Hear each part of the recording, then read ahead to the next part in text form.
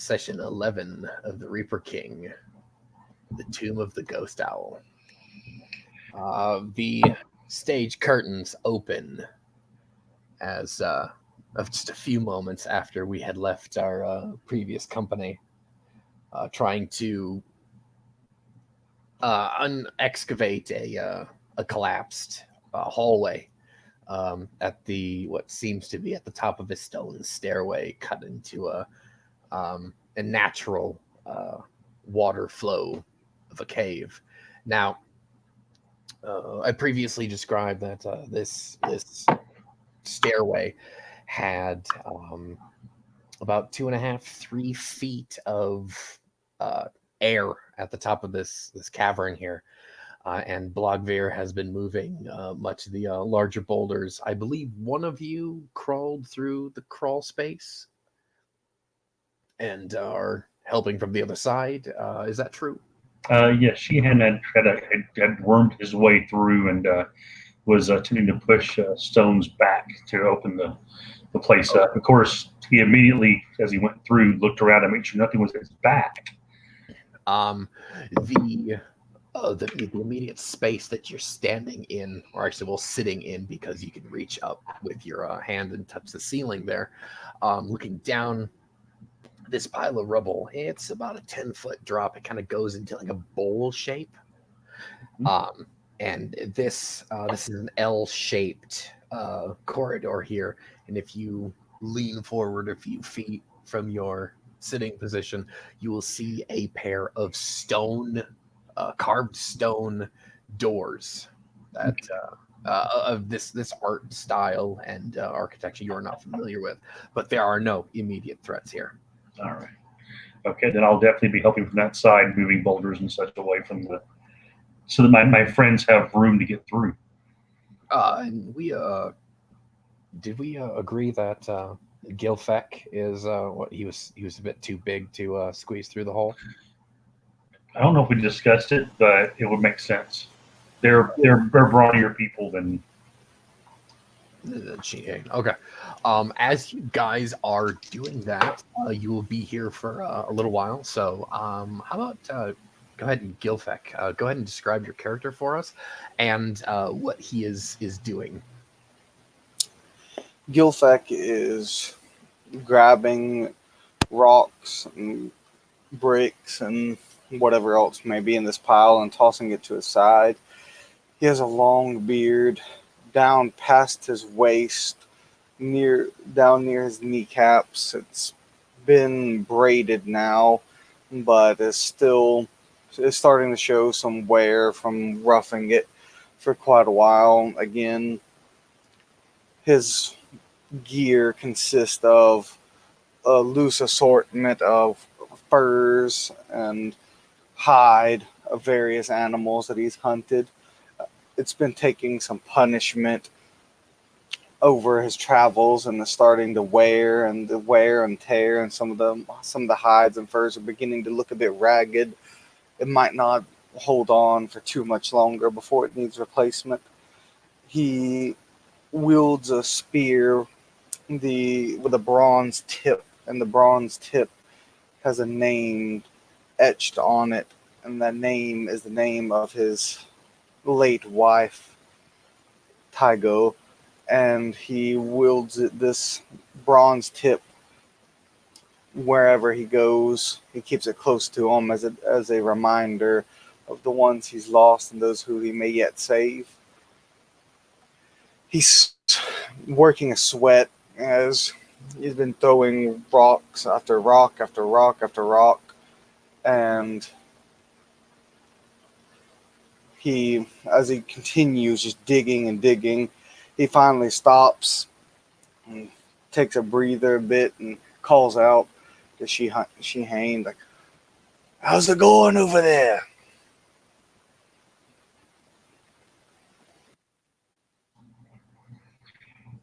Sheehan hears this deep voice from the other side of Gilfrick, and he sort of shakes his head, wipes his brow, smearing the dust and the dirt from this cave across his forehead, and not really moving much sweat as he leans his shoulder of his slight frame into another rock and tries to dislodge it. His clothing is a bit once also worn, mostly furs and um, supple deer hides. A bit of here and there of rough spun cloth, but most of his stuff is quite it's taken on the aspect almost of a just motley patchwork of different materials. His dark hair is pulled back by a single leather thong, exposing his small vestigial horns on his forehead. What you expect to see in a juvenile or even a barely pubescent member of the of his race. As he leans forward once more and puts his shoulder into this rock. It's going as fast as it can, Gilfred.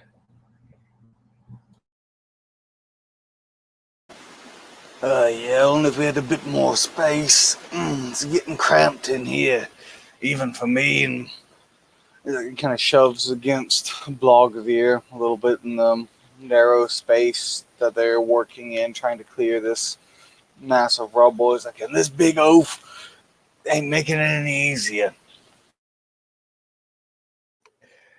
Blogvere will look down. He goes, "Shut your mouth, Gil."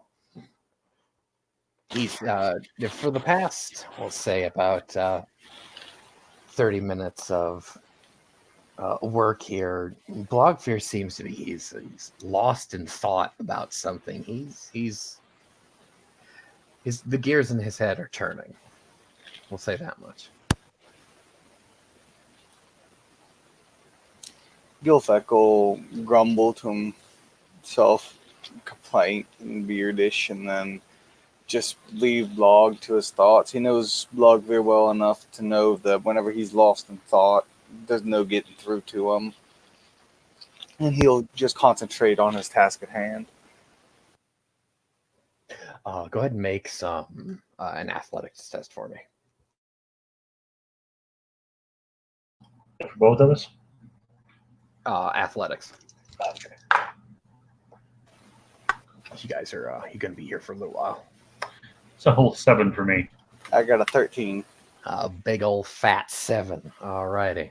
And I got a 13. Oh, okay. And a 13 here. And thankfully, Blogvere's got an 18. So you, Shion, you'll tire after a few minutes, and Blogvere, he'll seemingly get a second wind, and about an hour or so of work left, and you've cleared enough space for the three of you to stand in that L-shaped pit that I described previously.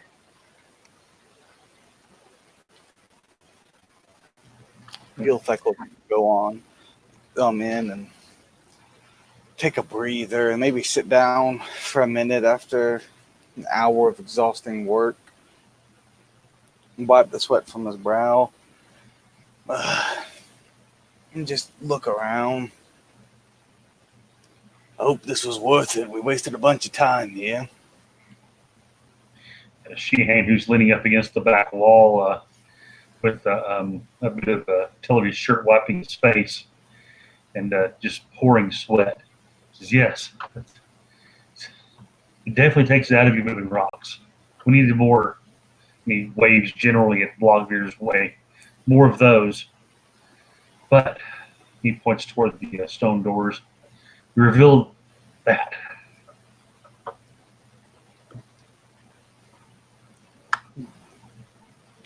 The stone doorway there is carved with the image of a great stag on the right, and on the left hand side door there is looks like a dragon of some kind, with stunted wings, kind of a almost like more like a crocodile, if you will, but it has kind of the frame of almost like a jungle cat countenance to it.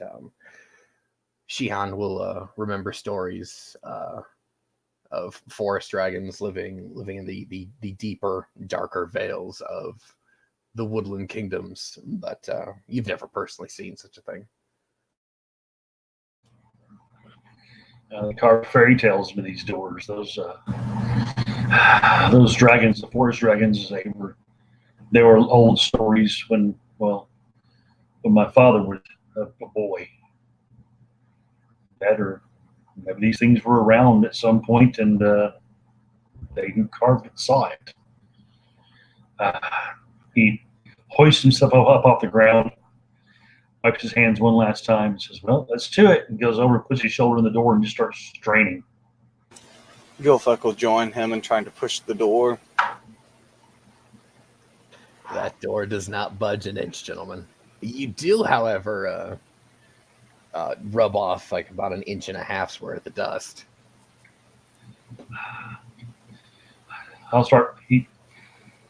Sheehan starts panting. Says, "This isn't going to move." Gilfek will scratch his chin through the massive beard he has, thanking to himself, and he'll look around the door, look around the walls, look and see if there's any alternate passage, any hidden switch to open a side door, anything like that. He's just running his head, running every scenario he can think of his head. How did somehow, some way, somebody open this door before, is what he's thinking right now.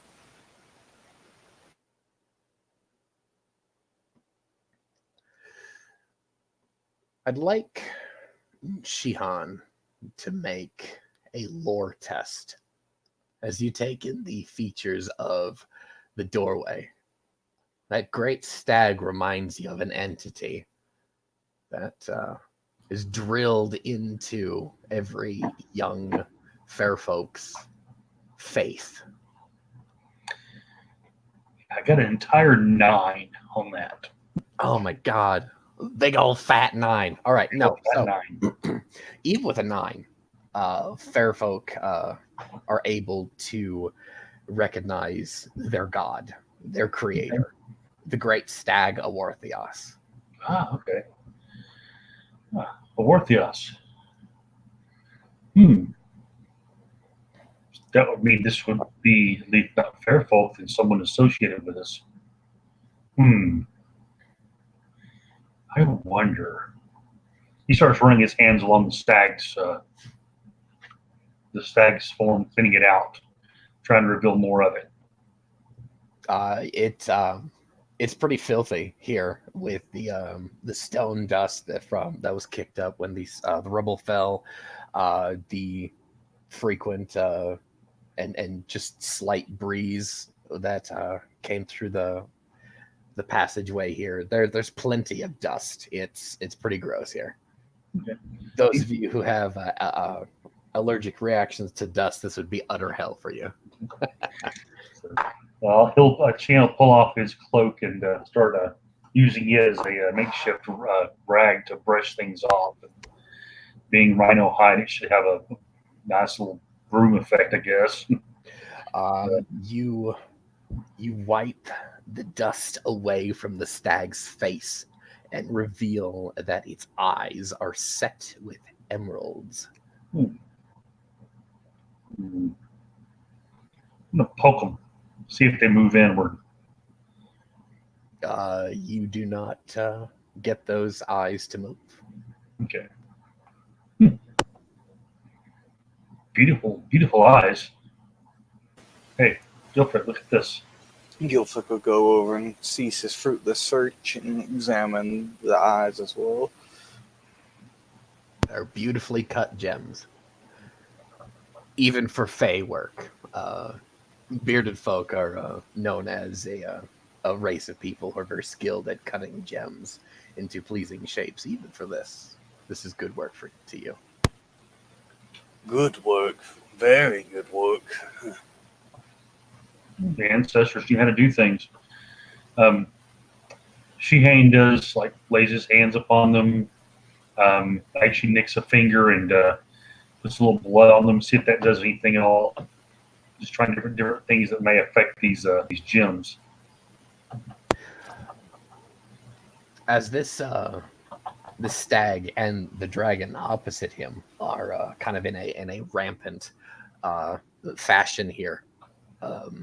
It's kind of a relief where it's cut out of the door and the two entities are kind of raised from it. You see that the points of the stag's rack are still quite sharp. Possibly break your finger on that. Yeah. But smearing blood on this doesn't seem to have an effect. Both of you, as you are examining this, make an awareness test for me. All right, Blogbeer's going to go for it too. Oh shit, he only got a 14. 25. 11. Okay. Shihan, you can actually point out around kind of like the rim of the image, there is script carved into the stone, and conveniently, it is in Feywise. But the typeface and the alphabet is, you're not familiar with it, but you do recognize the letters. Okay. Paywise lettering. So, can I attempt to puzzle it out? Maybe close enough to Paywise language to get a few words, maybe? That would be a lore test. Go for it. I'm a lore test it then. 12. Do you have grades in academics as well? I do not. Oh, you do not? Okay. Yes, I am an uneducated oaf. It is a poem regarding a battle between a stag and a dragon. And as you piece this through, you think back. Your babushka used to recite a poem, hum it to you as a boy. It was one of the many lullabies, but this sticks out to you. Okay. You recite the poem. Okay. There is a light that seems to peek through the cracks of the door, and the sounds of a grinding stone, and the click of a lock. The dragon side of the door swings just about a centimeter inward. Okay. And you get a cold blast of dusty air that goes through the crack. And when I say cold, it is like opening up a freezer on a hot day. Okay. Gentlemen, prepare yourselves. I have a feeling something cold is inside there. And that cold ain't natural.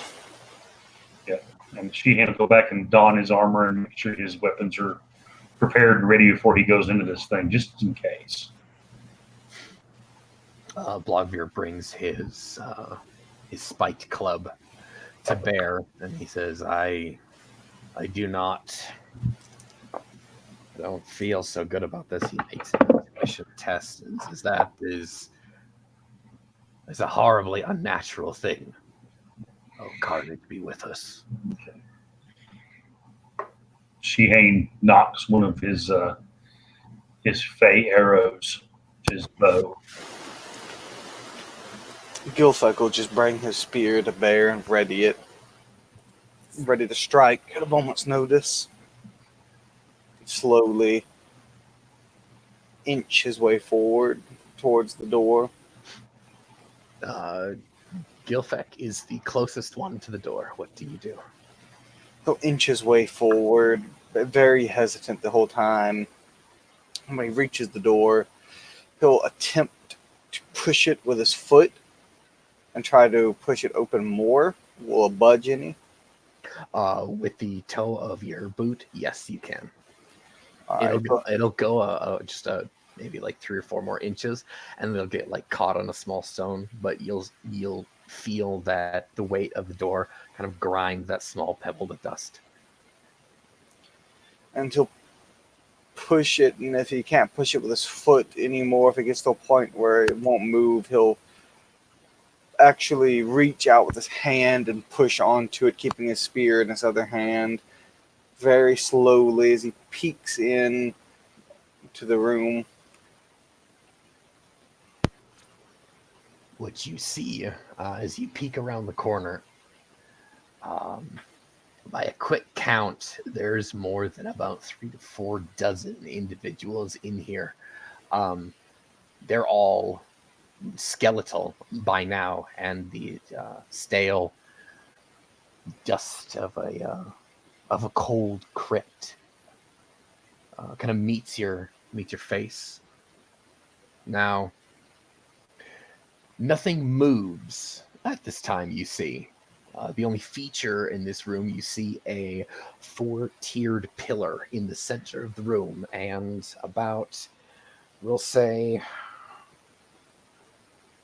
about 18 inches from the floor is a ring of skulls.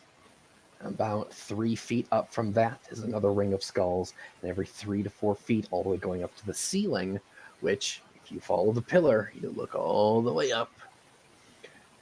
You don't see the top of this chamber. It goes all the way up into the darkness. These skulls look like they're humanoid in some fashion, but there's a handful of them that are like, no, that's clearly not human. There's no animals, however, possibly tribesmen, fair folk, maybe a few bearded folk there and there. You do see an ogre skull in there, but that is what you see right now. He'll turn back, face the others. It's a crypt filled with bones, dozens and dozens of skeletons, uncountable skulls that reach from the floor to the darkness, the roof. You can't even see it. Blogveer tightens his grip on his great club. You see about his white knuckles. He begins to tremble just slightly. Oh, I don't like this. Sheehan takes a deep breath, and that darkness that seems to have been pervading him recently seems to come out just a bit. And he says, "Then out of the way, I'll go in myself." He shoulders his way past Gilfrick directly into this thing and just walks boldly in. Gilfrick will hurry in behind him, worried about his friend, about what he's about to get himself into.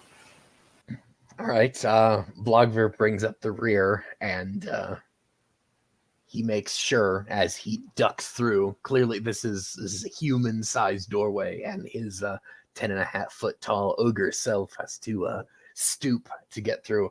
But once he's in, of course, he can stand up perfectly straight. There's plenty of room. Now, Sheehan, as you were opening up the doorway, you just opened the stag side, right? You didn't open both doors? Right. I just basically moved the stag side and pushed it open and walked on in. Okay. All right. That's when Blogveer will have had to open up both sides. Now, there are piles of bones, like I described earlier. They're strewn about. It's not hard for you to come to the conclusion that there may or may not have been a battle here, but any signs of like armor, it's mostly all mail and maybe some a breastplate here and there. But the bronze that holds the armor together is horribly oxidized and covered in dust and starting to rust away. It's any gear that you find in here is clearly useless, as this may be hundreds of cycles, maybe 1,000 cycles ago this probably could have happened. But there is this constant swirl of disgustingly cold air. What little body hair that you have on your arm stands on end. And I'm not going to make you make an insight, or excuse me, an intuition test. There is something not right and very foul and very unnatural in this room. Just an eerie, dead calm.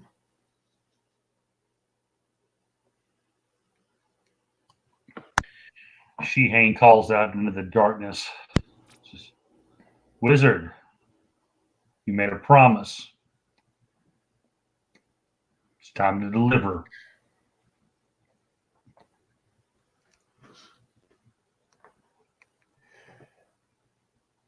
Your call echoes through the darkness of this place, and out of the corner of your eye, you know exactly who that is lingering on the corner of your vision. That horrifying mask.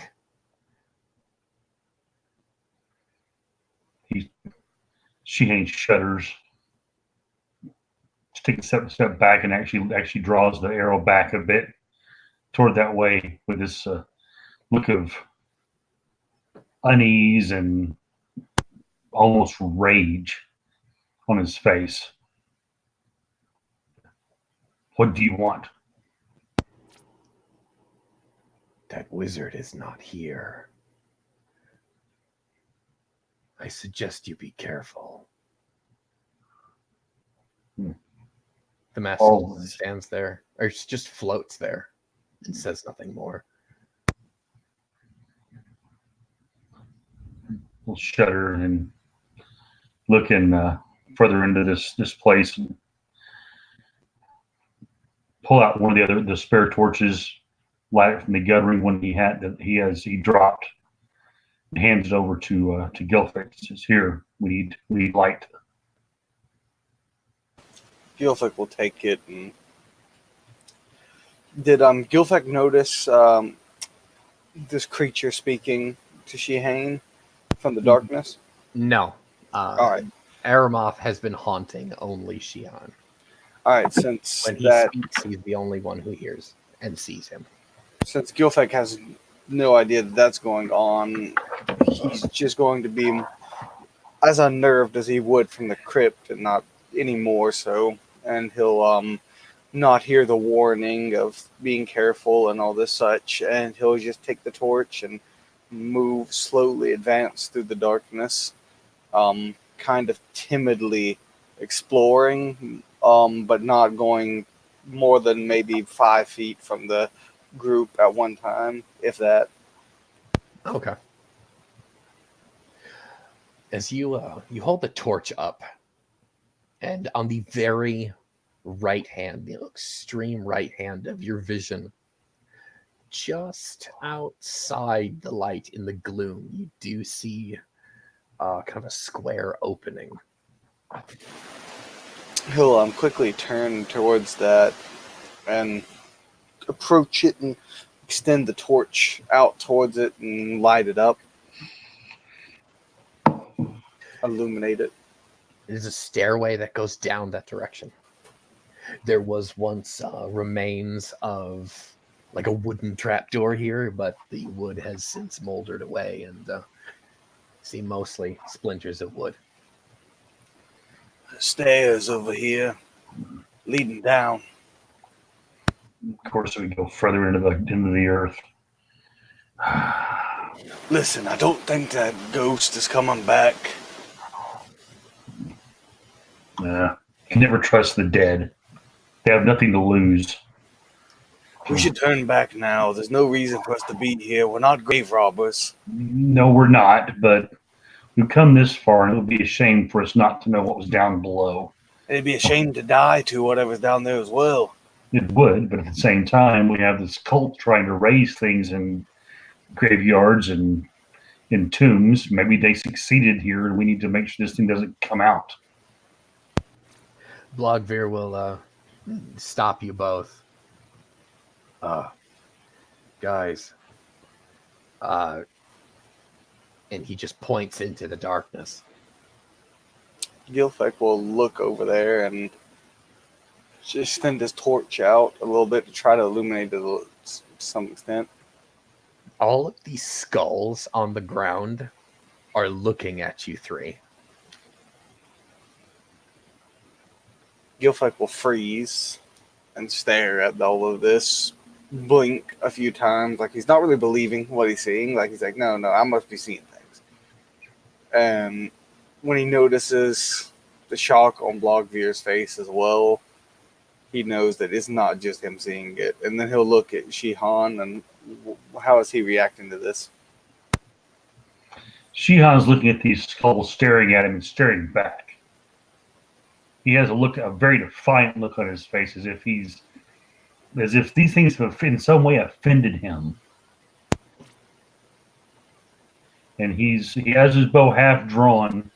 The head of the actually, if it's Feyire, the head is probably slightly glowing, just a bit, not like bright enough to illuminate the area, but enough to be able to pick it out very specifically in the darkness. It's one of the properties of Feyire is that it does store light a bit. He draws it back a bit further and says, "The first one to come forward gets this square in the eyes."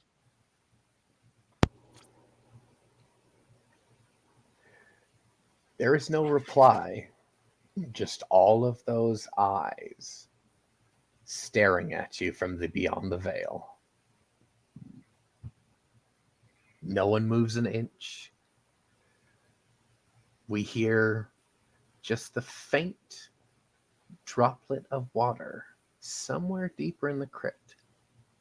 And if you strain your ears just enough more, you hear running water.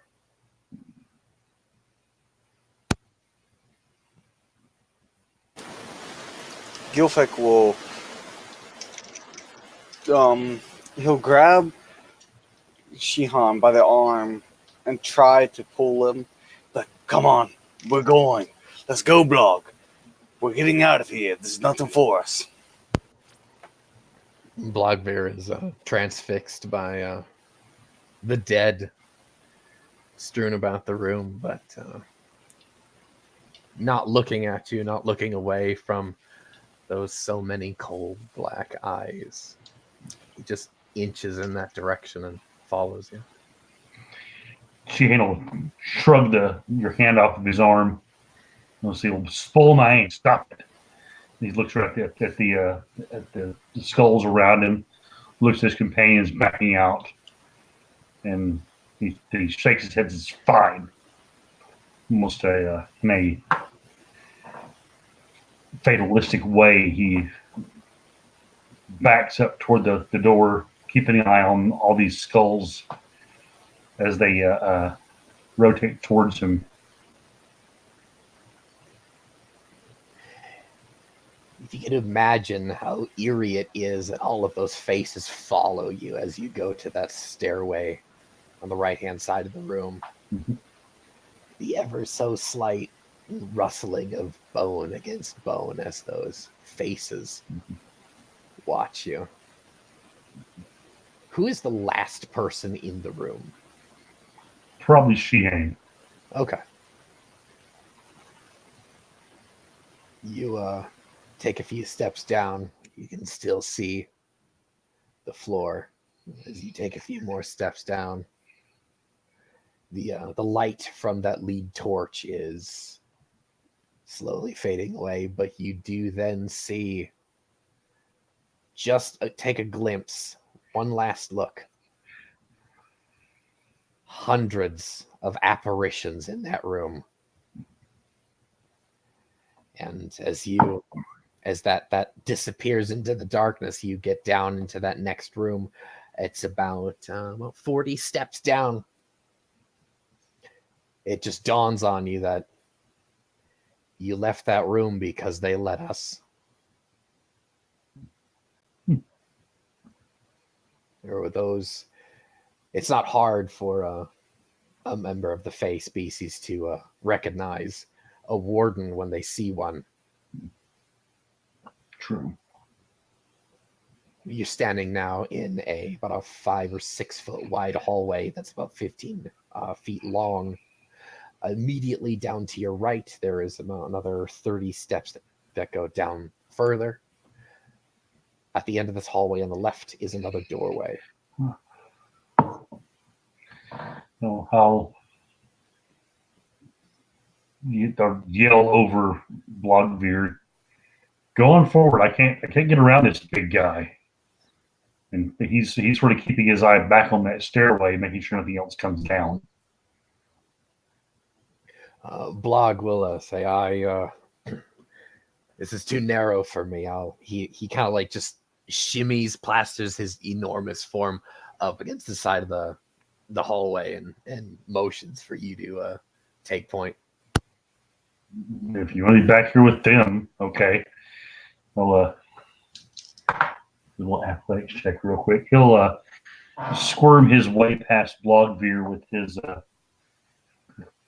big six, and probably about halfway through slip and get caught.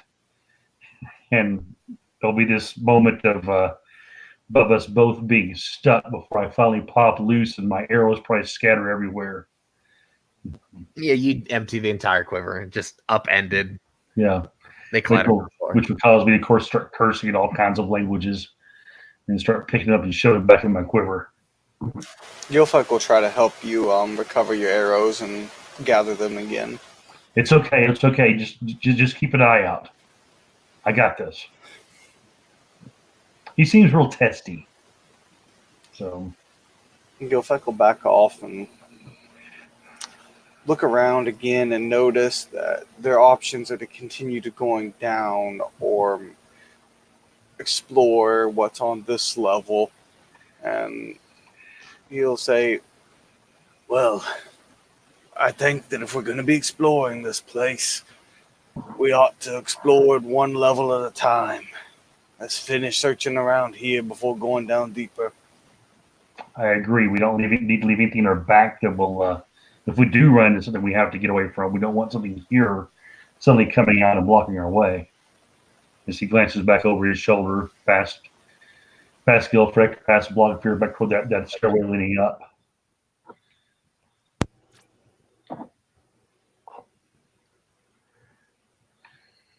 So, in this rather narrow hallway, you have a doorway leading down, or not a doorway, excuse me, a stairway leading down, and that door on the left.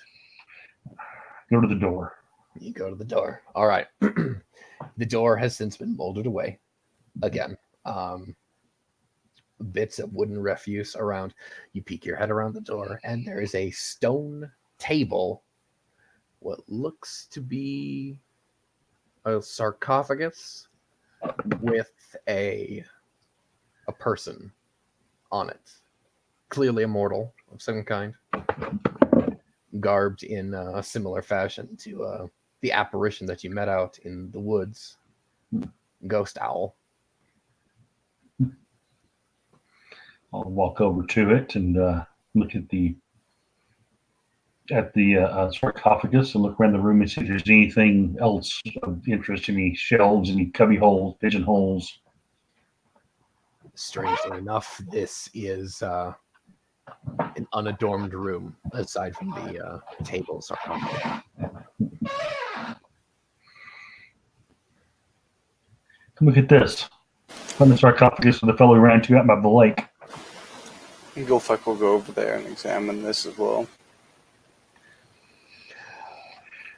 Gilfek will recognize it is not the same man, but clearly of the same order of mortal.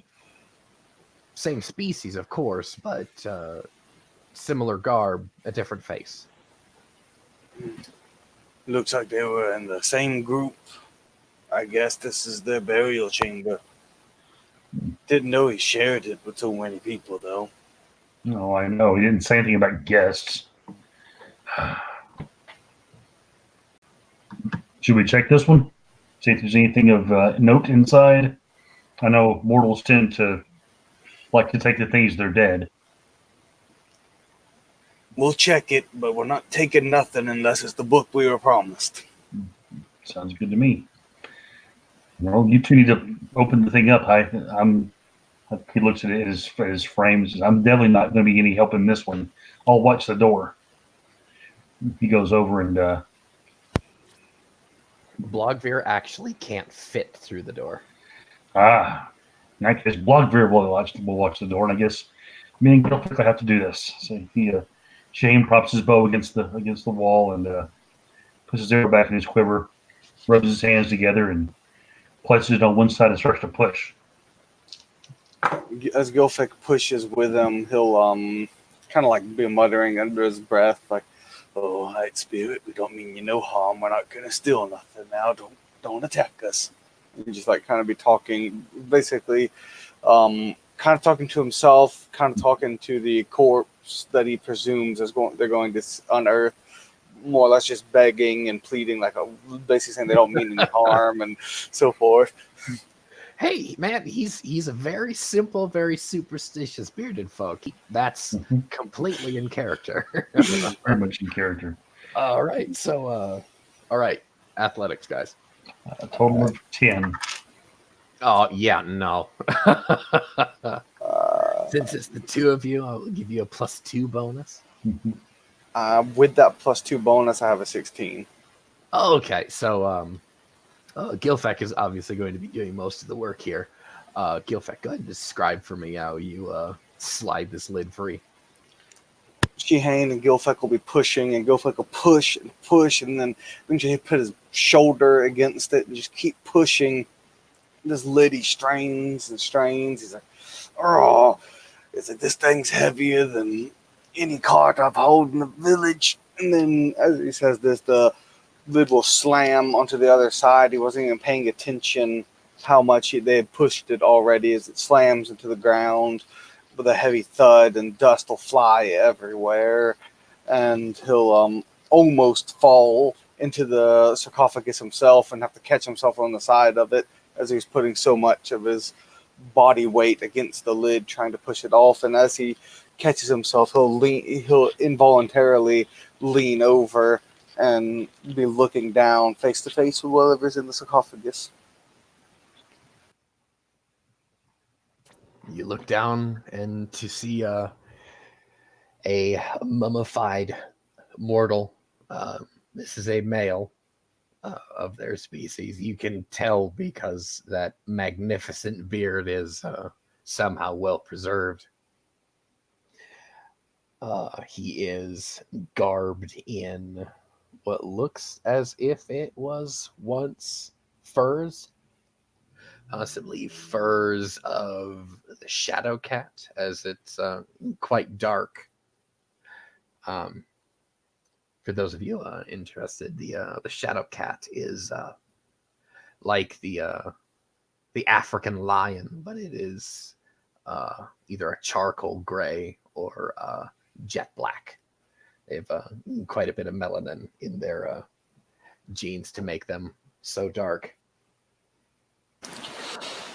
Gilfik will see this and he'll jolt back a bit, but not literally jump out of his skin or anything or run away screaming, but he'll just jolt back a surprise. But then he'll take a moment and notice how well preserved this beard is. And he did a good job growing this thing in life. It's about down to his abs right there. It's pretty good. He'll nod and like kind of like give it like just like a nodding gesture and like acknowledgement and respect. Like he kind of almost forgot that they're in a haunted tomb right now. So he's like, "Wow, I've never seen such a well preserved beard and one like so magnificent to boot." And he'll just like be nodding at that, and like he'll mutter to himself like, "Oh, I wish I knew those techniques. I'm going to find someone to preserve mine like that. Good job you did, my fellow." You see, he's got an amulet around his neck that both of you who are outdoorsy in your profession, you recognize as a symbol of the silent monolith, nature deity, the deity of the earth, the agriculture, and silence. But this amulet, there is something wrong with it. It is wrapped in what looks to be like a thorny vine, which I'm going to need a lore test from both of you regarding that.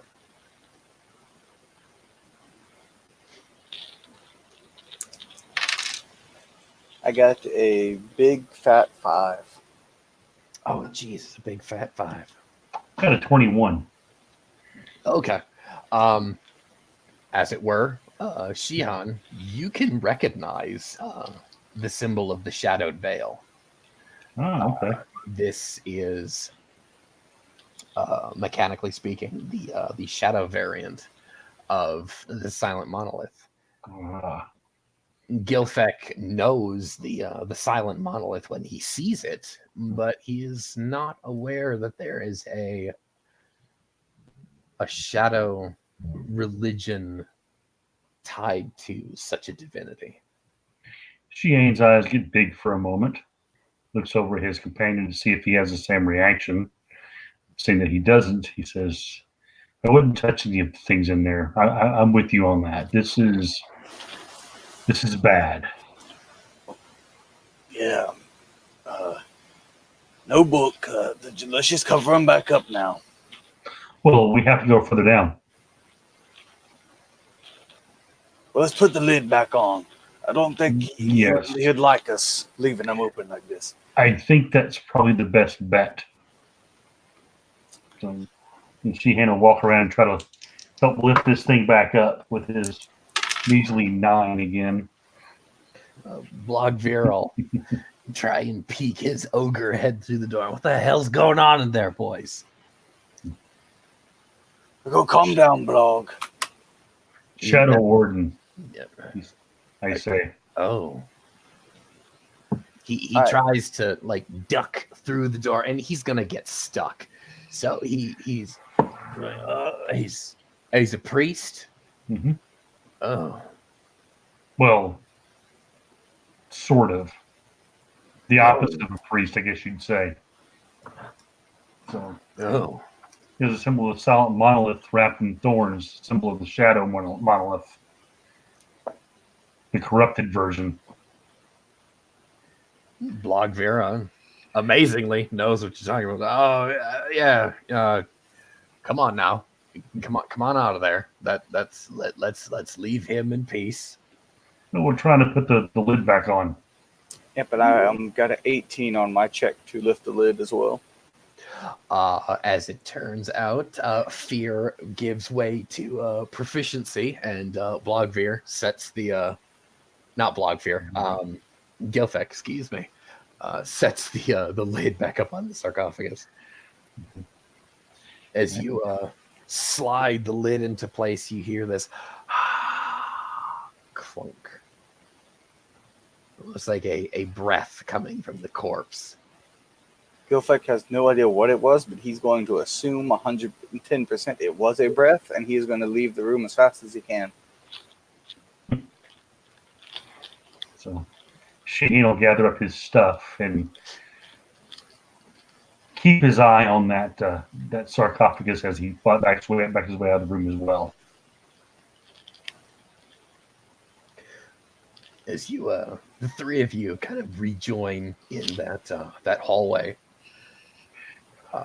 Shihan being the last one in that room, you hear kind of a rumbling, grinding of stone as you quick like whip around. That doorway collapses behind you. Okay. It was maybe if you had tarried for like 20 seconds, you'd be crushed. That's terrifying, but at the same time, I'm relieved. That means he can't come out and bother us.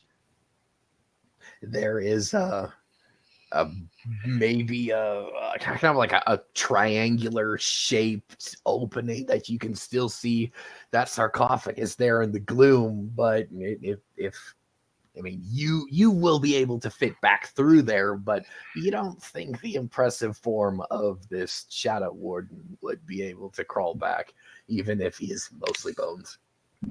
Good. If he's there when we come back, I'm putting a torch in his face. That's better to go to. Let's go on down. Gilfek will happily go in any direction that is away from what just happened. Going deeper into the crypt? Yes. All right. You go down that another 30 steps, and it is a similar alcove. There is an archway on your right-hand side now, and another 15 to 20 steps deeper. As Blogvir is the last one to go through. You hear again a rumbling and grinding of stone as Blogvir unwittingly collapses the walkway behind you, leaving a pit that goes down about 60 feet. Yay. How are we gonna get back? There's about 3 feet of crawl space that you could like shimmy across if you plastered yourself up against the wall, but Blogvir is going to have a hell of a time trying to get through there. Just full stop right now. Well, we can use some rope. We've got a bit of that. Possibly rig up something to get you across. Blogvir is kind of he's displaying a very godlike level of self-discipline as he kind of gets back into his soldiering ways. You can tell he's agitated, he's scared, he trembles ever so slightly, but he's attempting to center himself. He's doing a really good job, but you don't know how long this is going to be able to keep up. All right, where are we now? He keeps looking back at that pit. Oh, he's probably thinking something is going to come out of the pit after you guys. But of course. Check the alcove just very quickly. See if it's the same kind of setup in there with a sarcophagus or what. You peer into the room. It is simply a table. Nothing. A stone table with a spear upon it. Okay. There is a shield and a helmet, all of bronze, save for the spearhead, and all horribly oxidized to the ages. Same with the spearhead. You said the spearhead is not bronze. The spearhead is actually made of orichalcum. Ooh. I'll walk in there to look at that. It glitters with that golden hue as you pass a torch into the room. So I'll walk over to it and pick it up.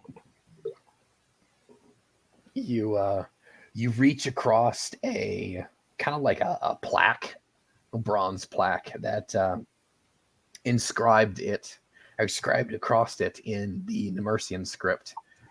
All that remains of the old king of Shimavale. Shimavale. We'll do a lore test on that.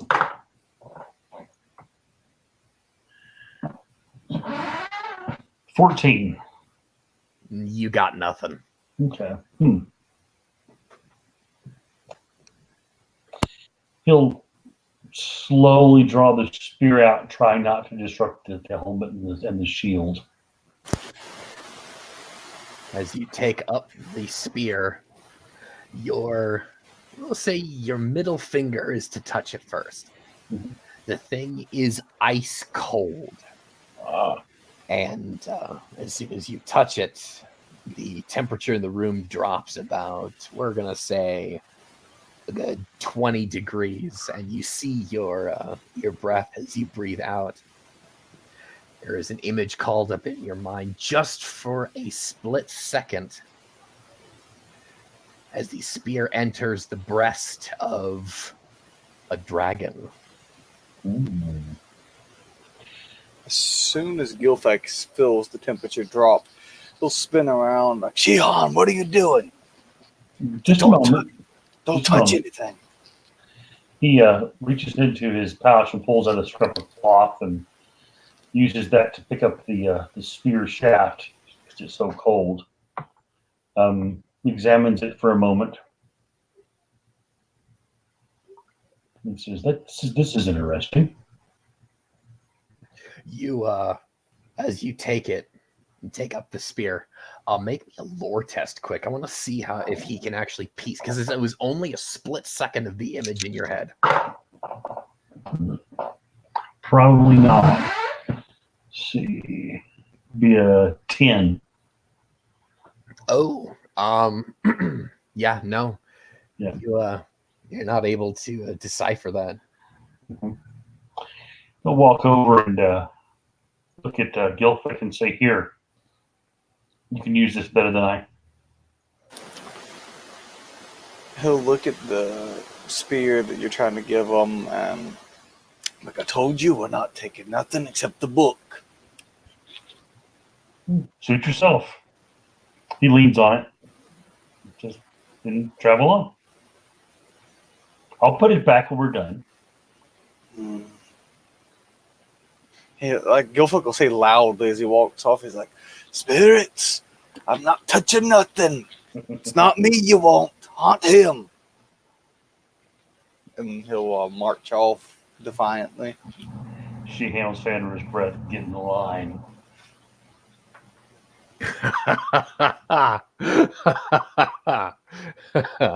All right. You go down the stairway again. Again, there's an L-shaped causeway here. Another door. You go through said door. You find what seems to be a little bit more. This tomb here specifically is a little bit more grand. A stone sarcophagus like the Shadow Wardens before, but the statue that lays across the lid of the sarcophagus is more detailed. I believe this individual is more important.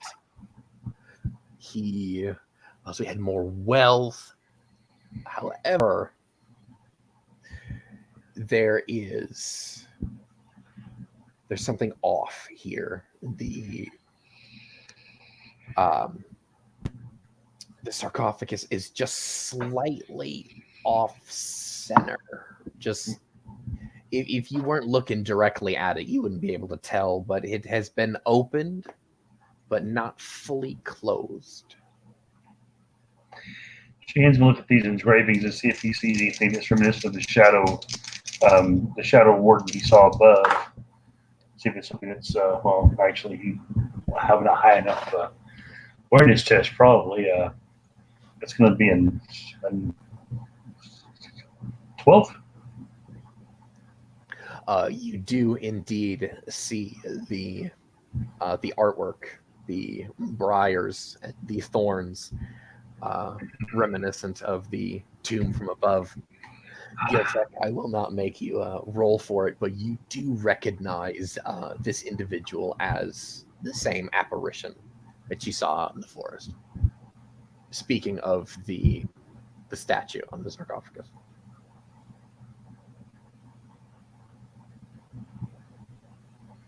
This is the one we're looking for, I think, isn't it?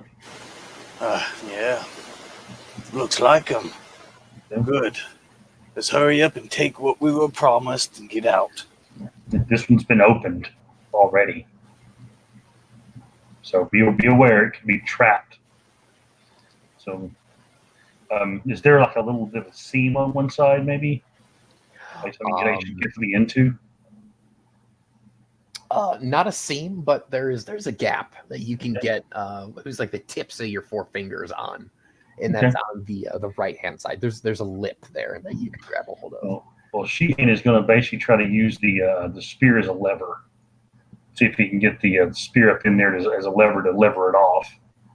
Make him a little bit of advantage instead of just using his bare hands. Thank you, Archimedes. Mm-hmm. Or as they say in the South, Archimedes. Oh my God! Please don't. Okay. So without any kind of advantage, that would be a 9. Well, that that dark wood spear shaft cracks a bit. Oh well. I will say though, as now that you're actually looking at the spear shaft, it's made of the same wood that the unseelie doors were made out of. Interesting. But it is so damn dry. It's way past its glory days. Yeah. But the spear shaft, the spear tip, if remounted on a proper shaft, would be useful. Oh yeah. Okay. The orichalcum head is old, but you still feel that there's a presence, and that thing's a razor. Okay. Picture it in your mind. It's kind of shaped like. Are you familiar with the pole arm called an ox tongue? Yes. It's like that. It's broad and long. Okay. I'm very familiar with it, yes. So he'll set that aside then and just put his shoulder to it and say, "Come on, Gilfrick, let's see what's in here. You said you want to open it." All right. Gilfrick will go over and push this open. As he's pushing it open, it's like, this is the last thing we're opening. Okay. Sheehan will put his shoulder to it. Bend it. 6.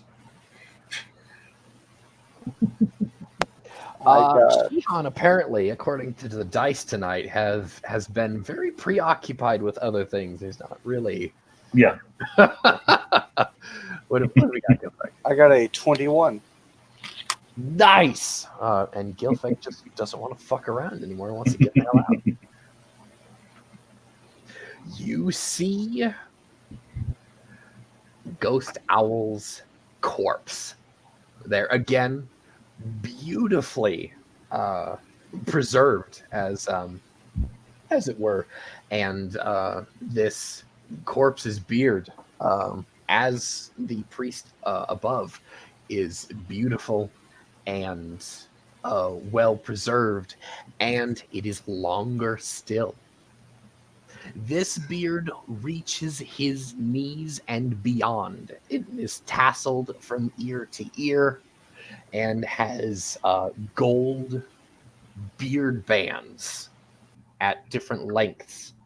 It's almost like rope hanging from your chin. As impressive as it is, Gilfrick's not going to stop to admire it at this point because he is getting a little frustrated by this man in particular for leading them in this wild goose chase. And he's just going to look over everything and ignore the body for the most part and just look for what they were promised. As he's been frightened multiple times, and he's kind of getting a little bit impatient of having to go through stair after stair, and he just wants to hurry up and get out of here. Blogveer does muscle his way into the doorway, through the doorway, excuse me. And he's able to stand up straight, and he looks down. Is that Yes. the ghost that we saw before? I believe so, yes. So, Well, is his book about? I'm looking for it. I'll help. Maybe so will Blogveer, but he will get a fat 7. God damn it. I got a 14. All right. I have a 16. There's no book here, but there's plenty of what looks to be implements of the wild pillar here. Dried herbs that just look like dust now. There are clay jars filled with God knows what. All of these things allegedly to be buried with Ghost Owl so he can take them into the afterlife. You can only assume. No book. I'll look at the bands and see if there's anything carved in the bands. Maybe that's the book.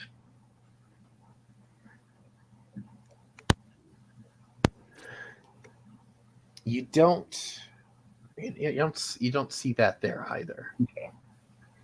But Shihan, you will, as you kind of cast about the room looking for any such a clue, you do see that apparition standing in the doorway. Where's the book? He says.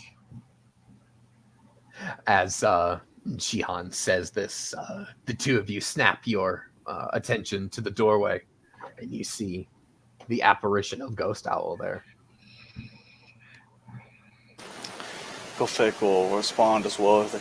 Yeah, we've cleared out those cultists, and We've trekked through from top to bottom of your whole bloody tomb looking for this thing, and we ain't found hide nor hair of it. You owe us. A deal's a deal. He simply says, the cultists have moved on. So you're saying they got your book? I am not saying that. Is your book still here? That is correct. Hmm. The book is within. You are the only three that were able to find the tomb. You say the book is within. He indicates the tomb. He's just kind of like motioning to the sarcophagus. Okay. Shihane reaches to his belt, draws forth the Fey metal blade he has, and starts and basically hacks away the beard. So almost a frustrated move, moves aside to see if there's maybe it's hiding this book. Like underneath his beard on his chest Yeah, or something. yeah. No. You give the mummy a good shave, and the journal is not beneath the beard. Gilfleck will go over and just roll his body over and check under his body. And to your surprise, and I'm so glad there's not a necromancer in the party, particularly a superstitious necromancer. Don't disturb the corpse. No. Ghost Owl is just standing there patiently, going, "All right," not seemingly phased that you're moving his bones around. So no book under the body. Nope, not under the body either. You can open up his rib cage, and it's not in there either. Oh, okay, that was my next thing. Yes.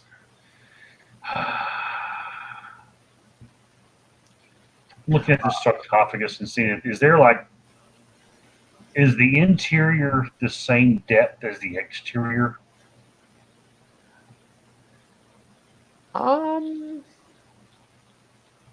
It goes to the floor, yes. Okay. Make an awareness test quick. Okay. I want to make sure if you notice it, I describe this properly.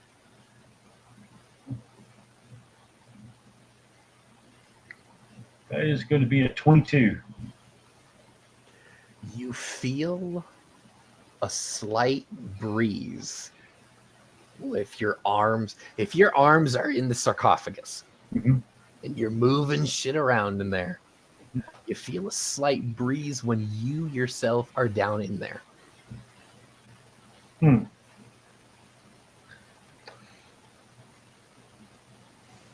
I will take a piece of the hair from the beard and cut a length that's maybe 8 inches long.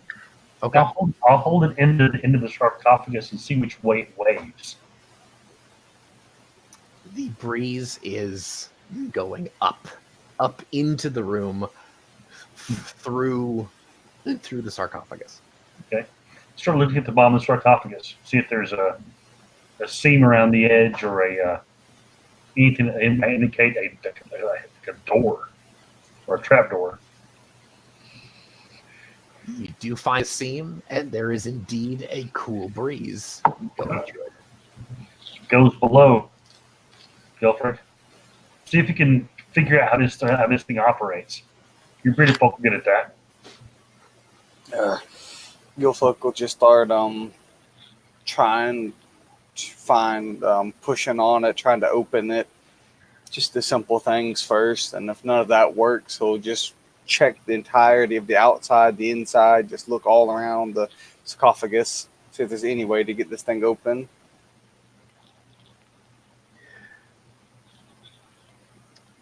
Does anyone take a look back at the apparition while you're doing this? Oh, while he's doing that, I'll look at the apparition disapprovingly. So, He looks back at you disapprovingly. He just makes a motion as if to push something aside. Oh, I have an idea. Blogveer, push it over. The whole thing. He looks over at the apparition almost as if to ask permission. Oh, he just said to do it. He's not looking at Shihan. He just looks over at the apparition, looks back at the sarcophagus. If he didn't want his bones disturbed, he would have hidden something under them. He comes over and he,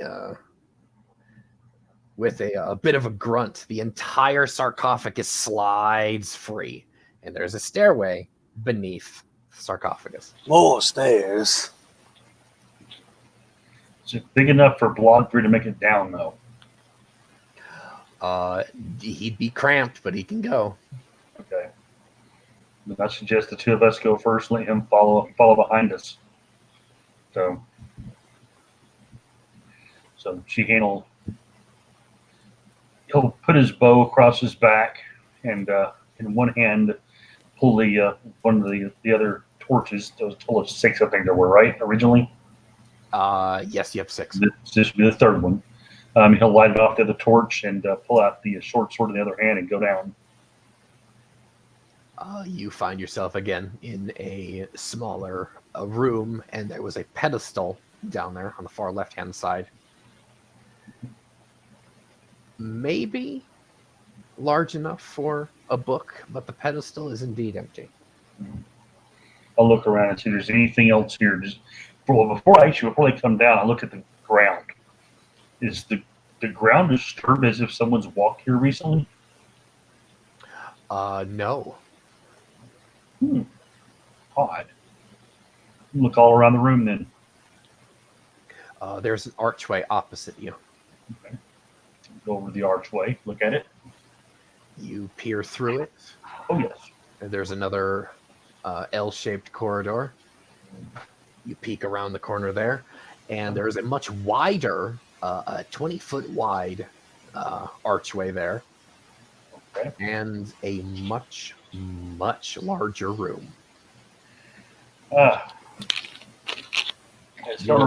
Your torch does not go that deep into the darkness. Yeah, I'll step just inside of it and motion for the other two to come through. Gilfek will follow through.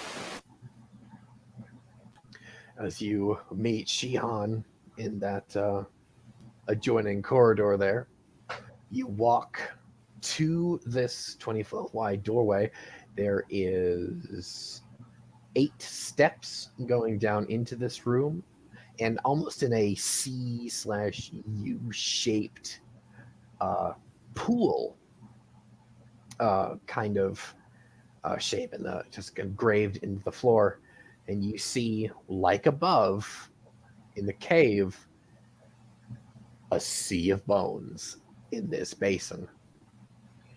All kinds of mortals, all kinds of tribes, beings, animals, shapes and sizes that it would take you centuries to count out all of these. And just opposite the stairway is a statue. Hold the torch up and look at the statue more closely. The statue resembles a ghost owl. You assume in his younger years, somewhere maybe about 30, 35 cycles old. He has an orichalcum broadsword, its tip resting on the floor and with the hilt in his right hand. And under his left arm is a journal. That's what we need. She's going to go over and grab the journal, pull it gingerly from the statue's arm. You're going to have to walk across the bones to get there. It's about 15-foot wide spans. Wonderful. I know that was a sarcastic, wonderful Keith. No, that's actually literally what Shehane says. What? Oh. Sorry, I was still in character. He gingerly places his foot on the edge, on the bones at the edge of the pit to see if they'll actually support him. Okay. And he'll take a step back, and he is going to try to sprint or coast across this thing. All right, make an athletics test. Come on, do it well. No, wait. It's a what? It's 13. Oh, okay. Yeah, you make it across. Your lead foot kind of scrapes on the edge of what this pool is, and we'll say your left foot landed on the rim of the pool, and your right knee just kind of slams into the bones. But you get cut up a little bit, but you're able to haul yourself out before anything horrible happens. Okay. All right. As your skin feels the bones, you for an instant you immediately think, "Oh fuck, they're gonna animate and just tear me apart in here." All right. So as yes. that does not happen, you breathe a sigh of relief and haul yourself up onto the walkway. Okay. So yes, I get over there and look around this statue. How tall is the statue? Human sized, a little bit taller than you. Okay. I look over at the other two over there and look at the pit below me. We'll pull my rope out, and I'm going to fashion myself a basic square knot. Do it. And a loop around the upper part of this statue.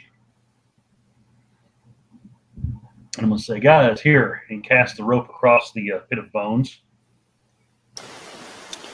Gilfuck will pick it up and hand it over to Blogveer. He's like, Here, Blog, hold on to this for him. Blogveer, he takes the rope. Yeah. Shehane will gently pull the journal from the arm of the statue. Make sure it's still in one piece. Oh yeah. And he'll slide down into his. Is it big enough that it'll need to be like be larger than the pouch, or how big is this book? I guess I should ask. It's a little on the small side. We'll say about I don't know, like 6 by 8. Okay, so it'd probably fit in a good sized belt pouch, basically. Oh yeah. Okay. He'll sit down to that. Make sure it's good and secure. Okay. And he'll look at the sword, and he'll say they'll be able to hear him out loud. For all the trouble, he'll take that and he'll lift it. Anything happen? You try and take the sword from him. Yes. As you go to touch the sword, Mm-hmm. the statue partially animates, and with the hand that did excuse me, I can't talk tonight, but that previously held the journal, he backhands you, catching you on the cheekbone and kind of cutting your lip open as you stumble back. And go ahead and make a reflexes test quick. Okay. Reflexes, I have that. No, roll well, please. 24. 24. Okay, you are just able to catch yourself before you tumble back into the pit of bones, but he has very thoroughly sliced your face open and bruised your cheekbone. Okay. That's how it'll be, I see. As this smack echoes through the room and kind of echoes throughout the rest of the the tomb. Okay, fine. Keep your sword. I'm going to take a moment to secure my arrows again and make sure everything is properly tightened up with all my gear and such. Now yell over Blogbeer, hold the rope taut. And he's going to grab the rope and use the rope to basically bridge the pool of bones, hand over hand. Okay. So. He does help you across. Okay. Congratulations, you have extracted the journal from the tomb. Okay, I'll hand the journal over to. Actually, I'm gonna hand it over to Blogbeer because he's sort of a priest type guy. So he is actually not a priest. He is just a very devout follower of the goddess Carnage. well, but he's still a devout follower. So, for some reason, it's just the thing in my mind says this needs to go to him. I don't know why. So, I'm gonna say, gentlemen, shall we attempt to get out of here? Let's. Mm-hmm. Been here too long for my liking. Okay. You find yourselves back out in that as you're passing through that small room with the reading stand Mm-hmm. where that book possibly could have been. You feel the earth start to give away beneath you. As this room begins to collapse here. What I'm going to need is reflexes from you guys. Okay.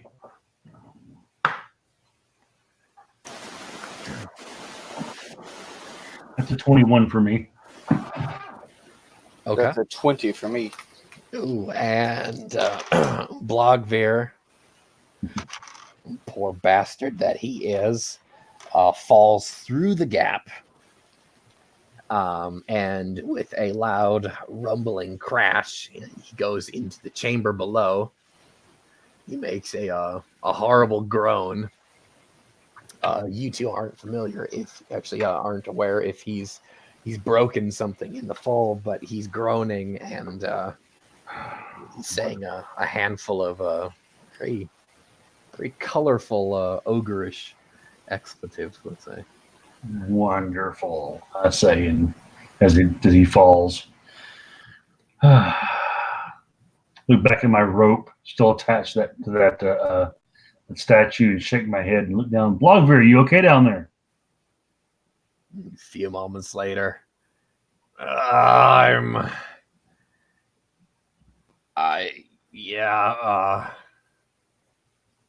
maybe. How far down is he? Let's say it's about 40 feet. Tough fall. Especially if you're an ogre who weighs a ton. Mm-hmm. Literally. That's true. Take torch number 4, light it off, and drop it down to him. It lands in his chest. You hear the thunk of it on his breastplate. It startles him. He goes, oh. Some light. Thank you. He picks up the torch, and as he's got to make a physique test, he hauls himself to his feet. A miracle of miracles. He did not break a leg on the way down. And he takes a few steps out of sight. As I hear rushing water down here. Could be a way out. He peers back up the shaft where you two are. Well, how do we get you two down here then? Look over at Gelfrick. Do you have a rope? I don't. Lean down. Do you have a rope down there? He does not have rope. Wonderful. Go back over to the room with the statue. Look at the rope on the other end. And say, you wouldn't by the chance be kind enough to slice that end off, would you? Who is he speaking to? At the statue. The statue does not reply. All right. Well, he's going to grab this end of the rope and he's going to start trying to tug on it and see if he can pull it loose. How many grades of knots does he have? 0. Oh yeah, then you actually don't know how to jostle a rope to make a knot come undone. True. But I might get lucky. You gotta have like 6 grades of that to do the what is that Lord of the Rings reference? The Samwise Gamgee knot. Oh, yeah. You pull on it just right, it comes undone. Yeah. No, that's because it's Elder Rope. Oh, right, That's- of course. That's the whole reason for that, actually. Really? Is it? Oh, yeah. okay. Yeah, it's in the book. It's actually in the book, believe it or not. So he'll tug on it for a bit, realize it's not going to work, shake his head and say, "This is." Looks down at the pit again, and looks at Gelfrick and says, "Do me a favor, anchor this end." Hold on now. What are you planning? Let me get this rope. If you cross over, how are you going to get back? Same way I got over the first time. I'll do it. You've angered the spirit. I've done no such thing. Maybe he'll be more merciful if I'm the one doing it. Here's Blogbear. It's about damn time, sir. Hello. Yeah, I'm sorry. That's okay. We put you in a hole. We're gonna take a few moments here. How about we catch Blogbear up, huh? Sounds All good. You're in a hole. That's all you need. So, Yeah, you're as you guys went ahead and tried to retrieve the journal of the Shadow Warden here. You guys tried to escape, and Blogbear, because he is an impressive ogre of very opulent weight there, he has collapsed the floor, and he has fallen 40 feet to his doom and has spattered his guts all over the floor below him. No, he's not dead. I'm serious. No, I'm kidding. you got better. You got better. Yeah, I got better. Now, yeah, you're in a chamber 40 feet below the rest of the party as they're trying to retrieve some rope that Shihane used to get across a kind of a pit of bones. So I mean, not bad, not bad. No one's died, so yeah. Yeah. Oh, and there's the sound of rushing water down there where you are. Oh, great. Is there water down there, or just hear water? you hear water. Oh shit. It's a short way away. Oh, great. And we're coming to join you. So, Right. yeah. Keith, I'm gonna say that you just retrieve the rope without Okay. issue. Okay. We finally get back over there, and now I guess is that stand still present? The book stand. No, that fell down with you guys. Darn it. I'm looking for anything I could possibly use to anchor this rope, to tie it to, or to anything at all. Nah, well, not that you can see. Mm-hmm. Darn it. Well, I don't know how we're going to pull this off, but we need to get down there somehow, and if I'm not going to jump. No.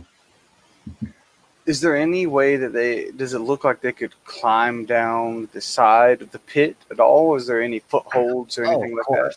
It's rough stone. Yeah. Oh, okay. I guess we just climb down then. Okay.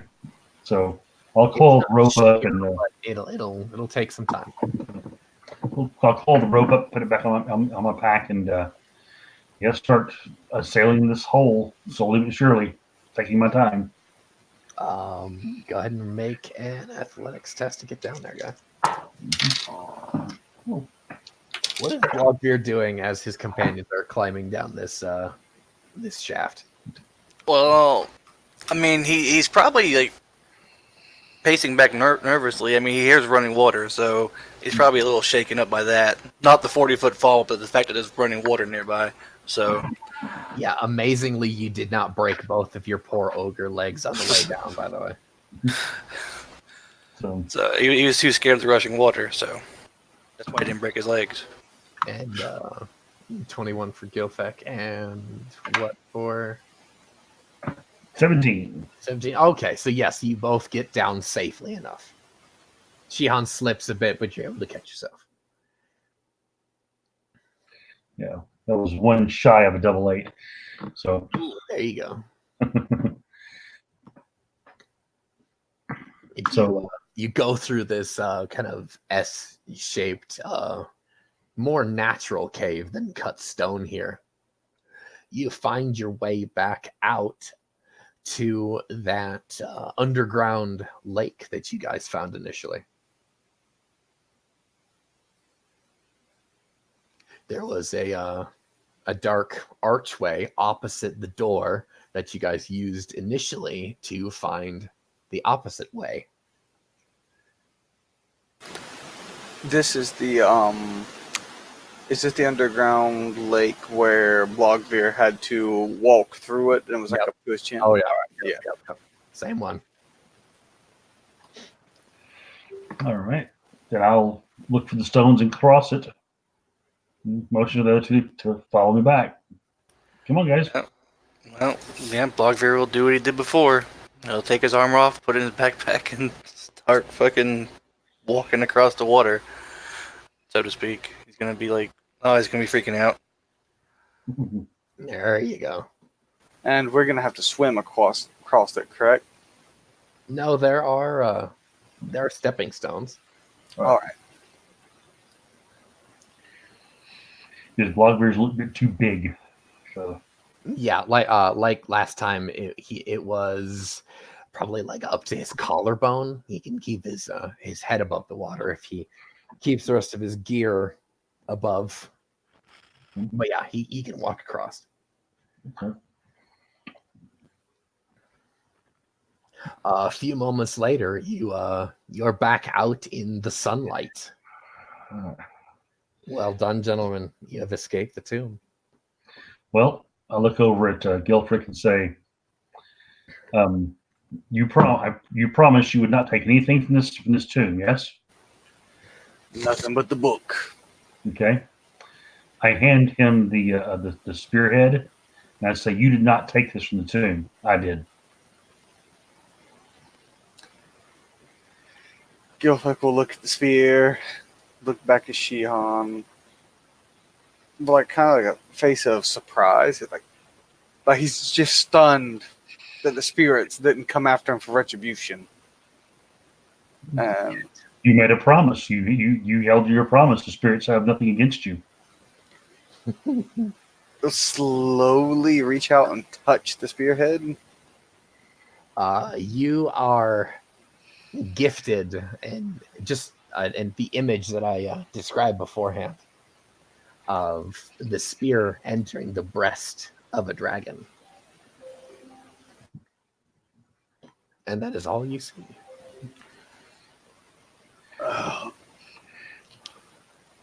Like he'll shake his head and rub his eyes a bit, and he'll take the head of the spear and place it in his pouch for now. It's not a spearhead, guys. It is a spear Oh, shaft that has been broken, and the shaft okay. is about 7.5 feet long. No, so for him, it's about right. So there you go, spear for you. All right, he'll take that and he'll keep both. He'll hold on to both of his spears for now.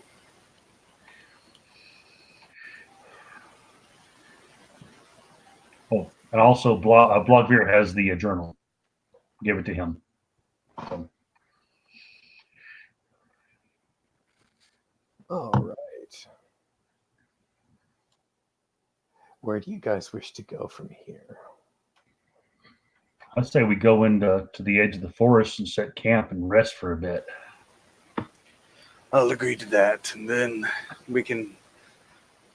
The village were packing up when we left. They couldn't have gotten too far. It's only been a day.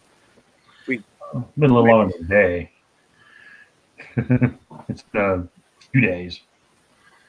We can still catch up if we hurry. We can. So,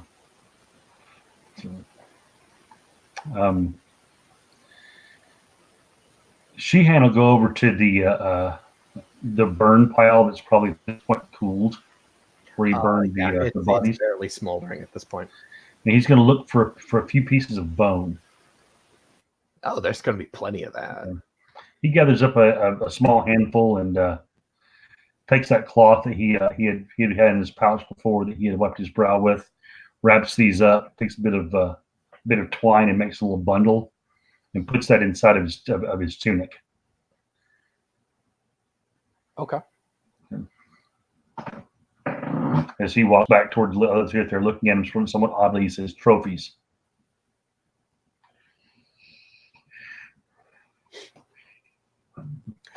Fair enough.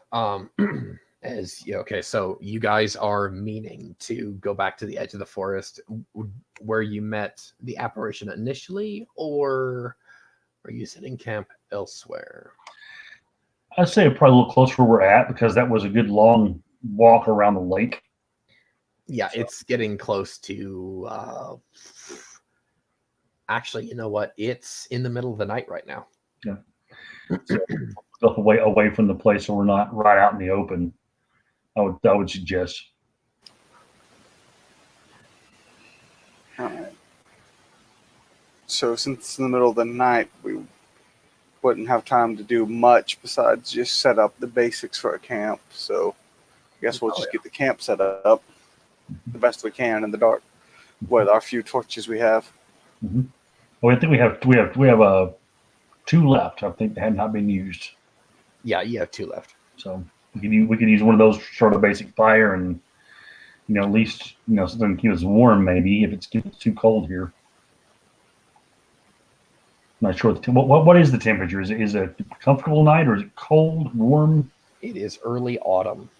So it'd be probably a cool night then, right? Mm-hmm. So yeah, we'll need to start at least a little fire for warmth. I'll try to set it up as a hidden fire. All right, go for stealth fire. All right. 18. All right.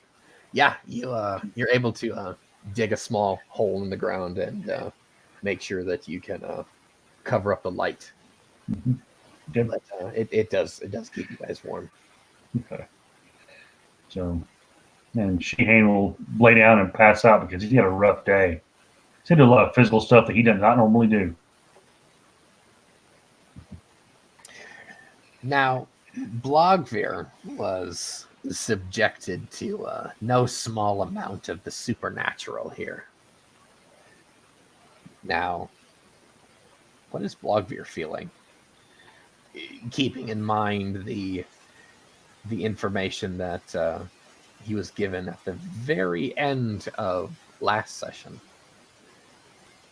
He's feeling anxious. I mean, if what he saw was true, then his loved one is around here somewhere. He just don't know where. I don't know where she could possibly be. Around the giant lake. So he's anxious but confused. Also, like he doesn't know where to go, where to start looking or anything, and he's also exhausted at the same time. So his mind's kind of muddled and confused because he's like, oh, he's out there somewhere. His mind's ready to go, and then his body's like, no, we need to go to sleep. And it's like, no, I gotta find her, but I don't know where to go. So he's kind of just confused and he wants to go out there and everything, but it's pitch black and at nighttime, and he's tired, and gods know what's out there waiting for him. So he's conflicted. Okay. Now, I'm gonna say, well, actually, before I describe this next bit, let's get just a brief soliloquy from Gilfek. Blogbeard just kind of gave his a little bit, but yeah. Gilfek is feeling extraordinarily relieved to finally be out of that tomb. The vision that he was granted by touching the spear is still lingering in the back of his mind, and it, coupled with the dozens of other strange and mildly terrifying events he witnessed in the tomb, such as the skulls all turning to face them and the breath of an apparition as they closed his sarcophagus and the wall collapsing in on itself, and all these different strange happenings end with a crescendo of bam, a vision in his mind's eye, and all of these things are just, they're bothering him, but he's trying his best to ignore them. He's rubbing the bronze spearhead his wife crafted for him as he just tries to remember fonder times. He doesn't want to think about the tomb anymore. They have the book now. They're gone. It's over. It's time to move on and time to get away from this accursed place. And even though they're in a cold forest in the middle of the night, laid up against the tree somewhere, this is the happiest place in the world to Gilfek right now because it's outside of that tomb. Well done. Is it safe to assume that all three of you pass out? No. They? Blogveer is going to turn to Gilfek and be, hey, Gil. Gilfek's half asleep. I forgot to mention it on all the excitement, but she's here. She's nearby. Hey, I had a vision in the tomb. He's like half asleep, eyes barely open. She's out there somewhere. Blog. It's the tomb. Did strange things to all of us. Just, it's nothing, I'm sure. It's just your mind playing tricks on you. I saw it. We all saw things down there, and it's those spirits. From the bedroll off to the side, you hear Shehane say, there were a lot of spirits down there. Why would they do that to me? Damn spirits. What'd I ever do to them? I don't know. Spirits can lie. They have nothing to lose. I'll stand watch first. As long as I can. And Blogveer will just kind of prop himself up against a tree and lean on his club and try not to fall asleep, but try to stay alert at the same time. He gets himself comfortable, but he can't promise to stay awake. He tries. Yeah, He tries his damnedest. And Shehane rolling over and be snoring quickly. Not Gilfek. Blogveer, go ahead and make a conditioning test for me. Oh shit! I'm gonna say you guys are at 1 grade of exhaustion thus far from the tomb. That's 8 and a 1. Oh, that's 9. Oh, jeez. Yeah. Well, that's just on the die. 8 and a 1. So you rolled an 8 and a 1. Yeah. Okay, so that's just an 8 then. Because the 1 suppresses your 8 there. So yeah, you pass a 20 for conditioning altogether. Oh Jesus! Yeah, I have. Yeah, he got a lot of conditioning. How many grades of conditioning does he have? He has 6, and he has a forte in it. Plus his plus his physique. Physique modifier. Yeah, well done, man. So yeah, you're gonna stay awake for the next 6.5 hours. That doesn't mean he's completely coherent, but he's awake. He's you're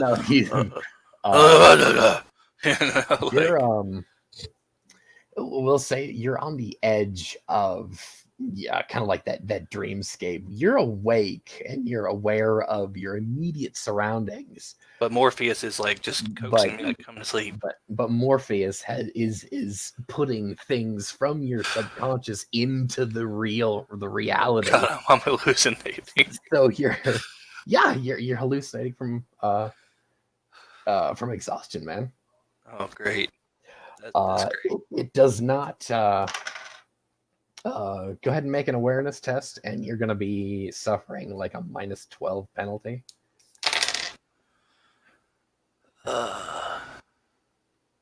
So that is a 13, so it's a 1. I got a 1. You do not notice that the goblins and the cultists are upon you. Oh, God. Jesus. And, at the very last thing you see in your consciousness is goblins throwing burlap sacks over your face, and they startle one of your companions. You have no idea who, and one of your companions is beat viciously in the mouth Oh, no. with a club as you guys are shanghaied. Fucking goblins. You guys wake up that next morning. All three of you have horrible headaches. And Shihan, his right cheekbone has been cut open, a little bit fractured, as one of the goblins tried to put upon you. You tried to struggle, but in your exhaustion, you were beat back into unconsciousness. You wake up in kind of a ramshackled cage made of bronze and timbers amongst a bunch of other slaves. You are in your clothes, much less your armor. Your gear has been taken. Somewhere, you assume in this valley, because the trees and the air, the birds are singing at this time. You are in a cage with 12 other prisoners, slaves most likely. A mix of fair folk, one bearded folk, and the rest are mortals, Nemersians. I'll look over across the way to my companions. Oh, What happened? last thing I remember were goblins and cultists, and I think I tried to fight back. I don't know, it happened too fast, and the next thing I wake up here.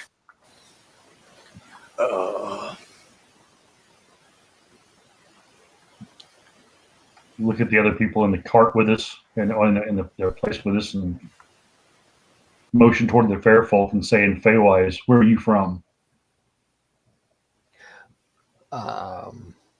She says to Nelith, which is your guys' capital city. Noble? I asked. No. So no rescue party on the way.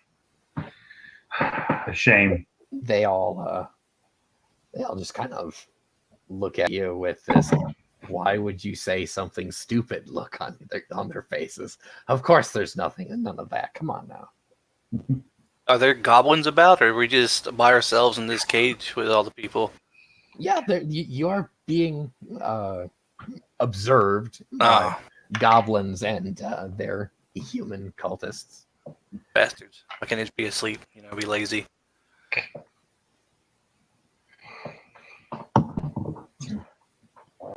So Sheehan will lean against the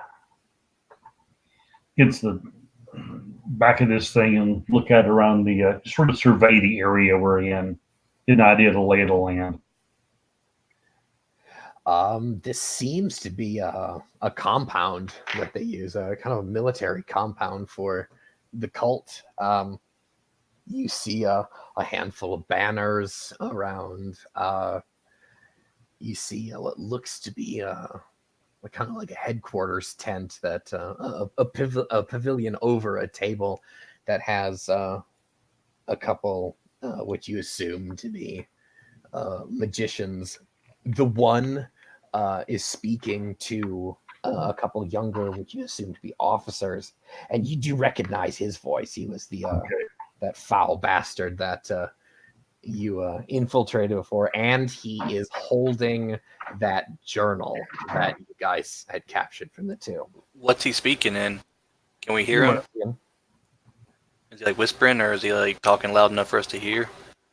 No, he's well, you can hear him if you strain your hearing there. Go and make an awareness test.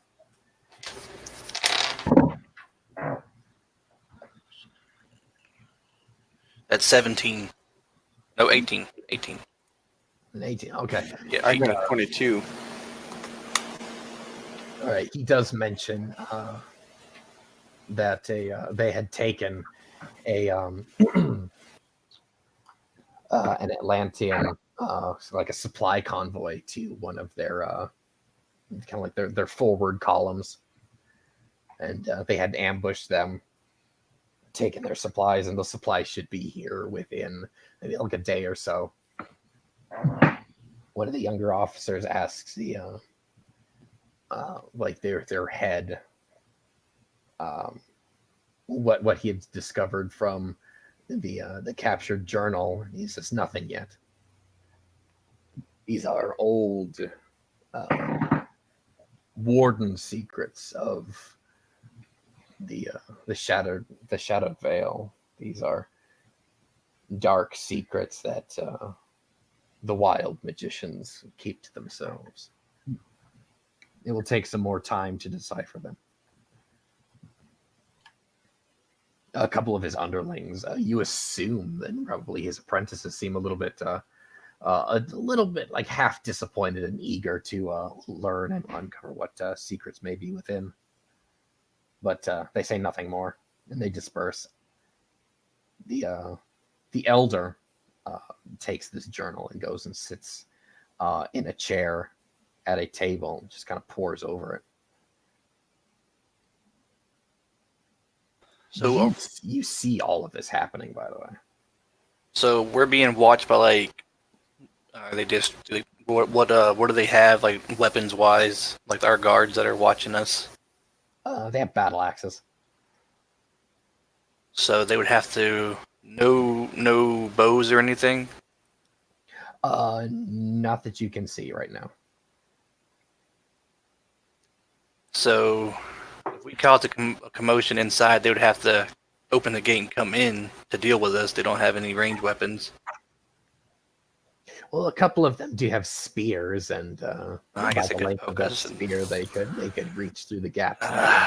Bastards. I'm gonna look around and see if I can see anything that might give me an idea of where our stuff is. If it's being kept together, or if it's being distributed or whatever. That's going to be an awareness test of a 16. You don't see any like caches of gear anywhere near here.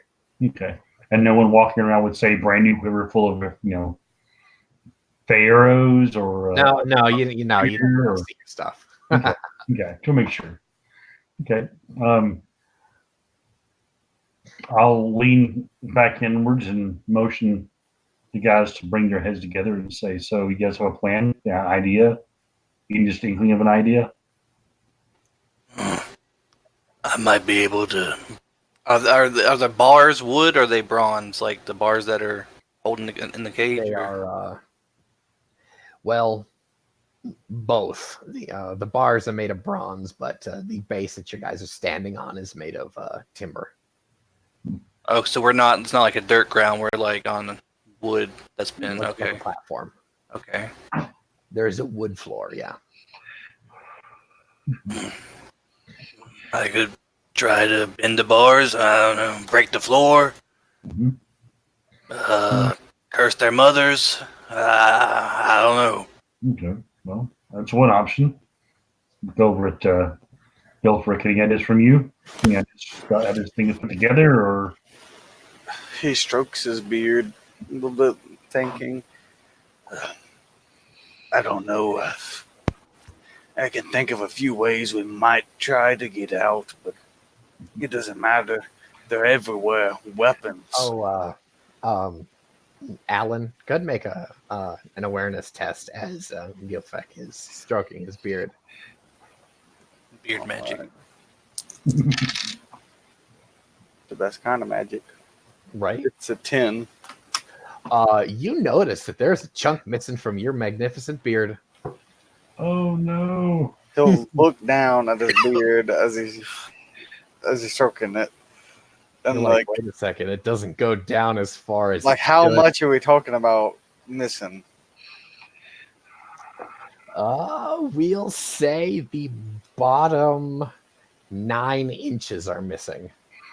And Like, like it's kind of like jaggedly cut out there, so it wasn't like a scissors. It was like someone took a rusty buck knife that wasn't sharpened properly and took a bunch of your beard out. like as he's sitting there talking, he's in mid sentence and he'll stop and just stare It's not even Down. even. at the jagged cuts in his beard, and he'll freeze for a moment, just staring in horror at this. Now, Gil, it don't look that bad.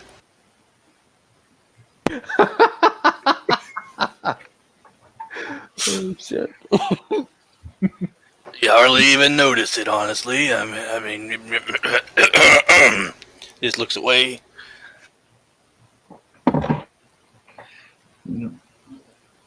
Shihane looks over, and even though he has perpetually seemed to have had this annoyed look on his face for at least a few days now, he sees the beard and he gets somewhat of actually a sympathetic look in his eye. Like he's sort of like he might have a feeling of what it feels like to have something that important removed from you. And then Gilflick will grip the bottom of his beard where it's been cut, and he'll squeeze it tightly in a clenched fist. And then like he'll shake a little, but it looks like he's shaking with rage. And then he'll stop. Take a deep breath. And he'll look around at everyone again. He'll rub his face, rub his eyes a little bit, try to regain his composure. Even if we get out, we'll have to do it with the guards. We ain't dealing with those. The three of us, we ain't going to be able to handle those men with weapons.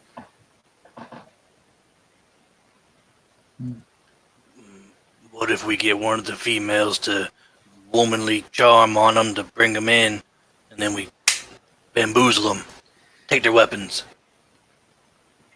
I don't think that'll work. If they wanted the women, they'd just drag them off. Man, About how many guards are out there? Like 6, 7, 12? You're looking about 30 or 40. Woo! Never mind. I'm sorry. Yeah, never mind. Okay. You guys are Block- kind of in the middle of this compound. Yeah, Blockbear's just gonna. He's just gonna sit down. He ain't. He has no more wisdom for this. I can overpower a couple of them. but Yeah, not 30 of them. I'll be stuck to death like a mammoth. Just-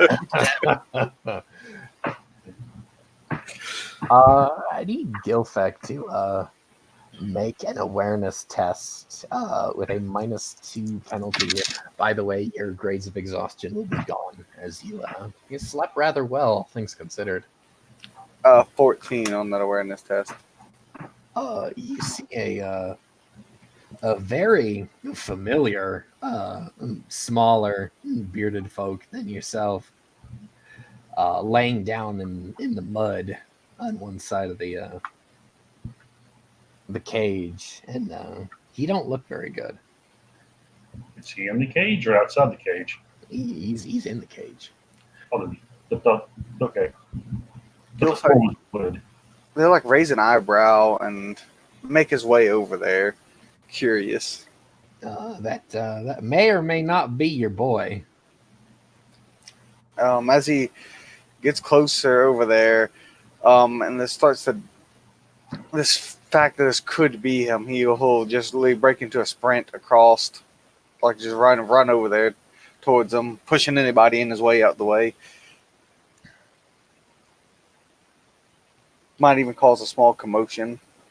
Yeah, oh yeah. You make a bit of a commotion. One of the gals gets the human gals gets knocked the fuck over, and she knocks her head against one of the bars, and she kind of looks back over at you and scowls as you take up this this poor bearded folk child's head and describe for us what Gilfek's son looks like.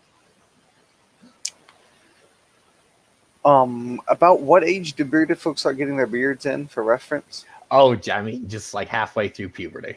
It comes in right quick.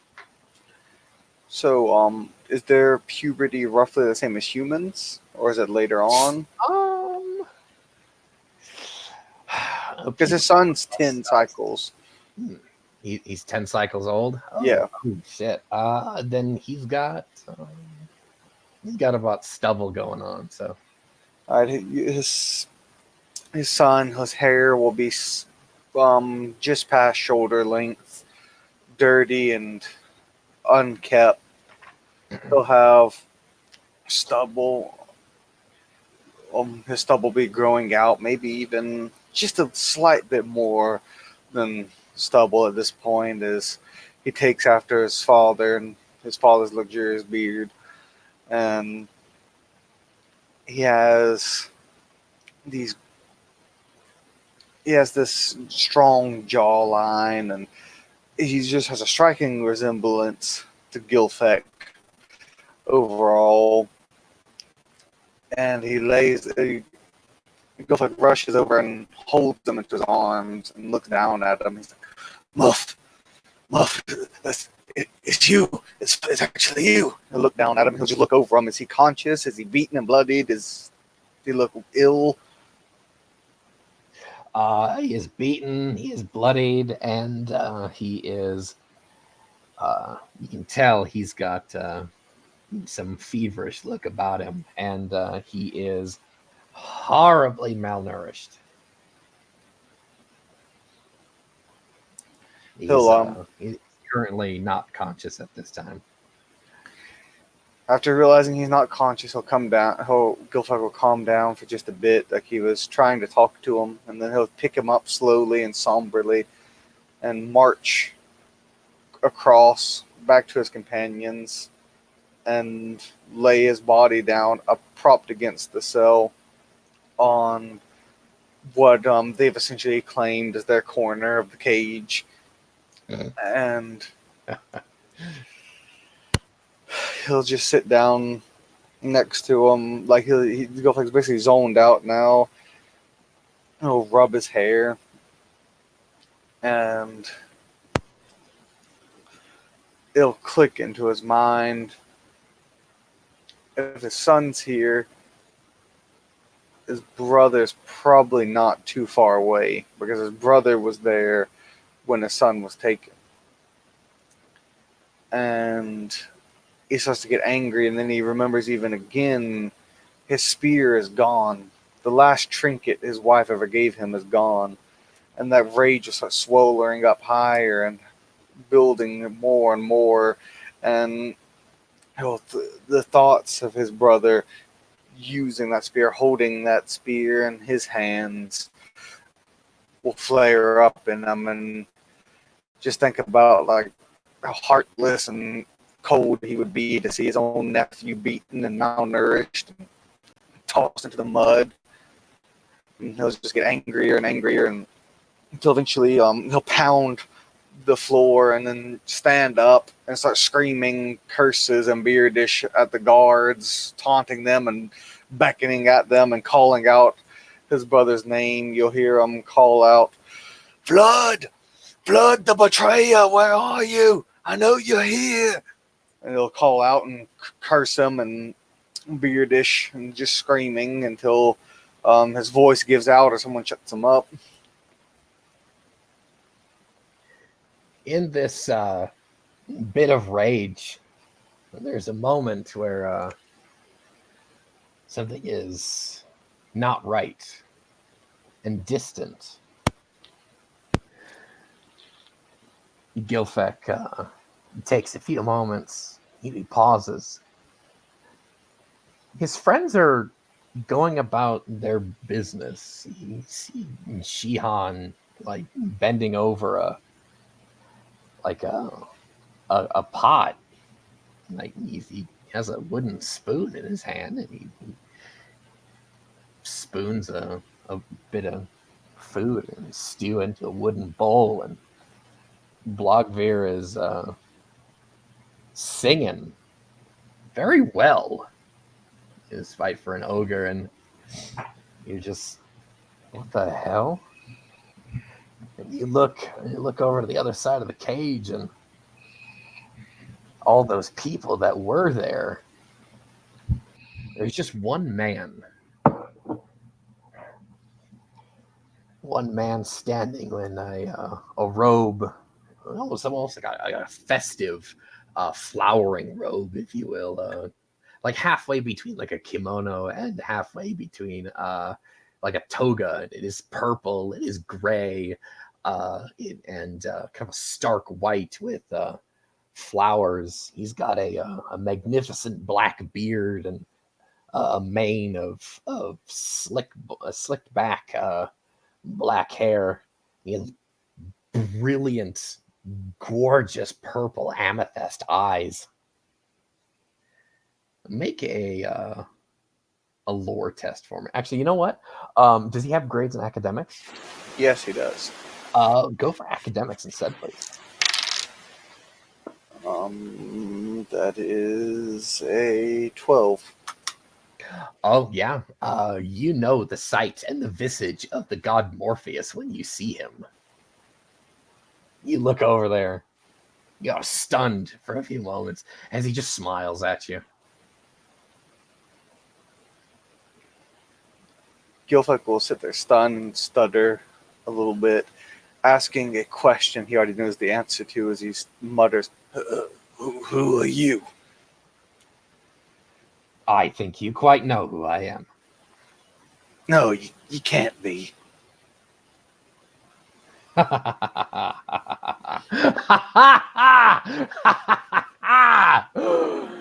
take one last look. And he snaps his fingers, and Gilfek bolts upright on from his tree, and you wake up to see a very much still annoyed Shihan with a wooden spoon in his hand, having your morning breakfast, and Blogveer is writing a poem.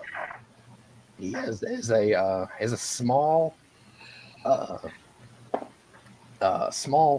paring knife, like a carving knife. He is whittling a poem about the love of his life into the shaft of his club. He's not very far along, maybe like one and a half verses, but he's, yeah. You guys feel great. You guys slept wonderfully. But Gilfek still feels there is some horrible darkness somewhere, and you feel that cold, tingly, it's a disgustingly tingly feeling at the tips of your beard. You look down, your hand shoots to the gap in your beard, like against all hope, hoping that your beard's still there. Oh, thank the gods, it's still there. They didn't take my beard. What do you do? It's about 10 o'clock in the morning. You guys, He'll charge Blogveer. But Blog. What? He'll slap Blogveer. What was that for? Slap me. Haul off and slap the shit out of him. You are knocked to the dirt as a big ogre hand rings the absolute shit out of your bell. He'll stumble like up to his feet, like dazed and confused from the smack on top of everything else that's happened, and he'll go over to Shihan and he'll like grab his face, like grab him by the cheeks, like squeeze your cheeks a little. Like, Shihan, is that you? Is that really you? Let go of my face. He'll back away, like still seeming confused. He'll be looking around. He'll go over there to that spear that Shihan gave him. It's still there. This is your fault, isn't it, you spirit? I told you we shouldn't have taken nothing. And he'll just grab the spear and he will chuck it as hard as he can off into the woods. Well, the lake is right there. Oh yeah, he'll chuck it into the lake then. All right. Well, yeah. You return the orichalcum spear to the lake as if you were King Arthur throwing the sword Excalibur back to Avalon. Then he'll scream out, Now take it, spirits. I don't want it. Take it back. That was a perfectly good spear, Gil. I think you're losing it. Shihane says into the air off to his left, over his left shoulder. He says, "I'm pretty sure he's crazy." Yeah. As if he heard someone reply to him. Yeah, you that haunting voice that you know exactly who it is. It just says, "Yep." Blockbeard is just mumbling to himself about that. Guys, they're all crazy. My next? Oh, I'm already talking to myself. I am crazy. In regards to Gilfek here, I need him to make a shadow corruption defense test. that is a 6. Yes. Gilfek gains 2 points of shadow corruption as just in the back of his mind, he hears Morpheus cackle. That will bring my total up to 5. 5 of 11. Oh yeah. All right.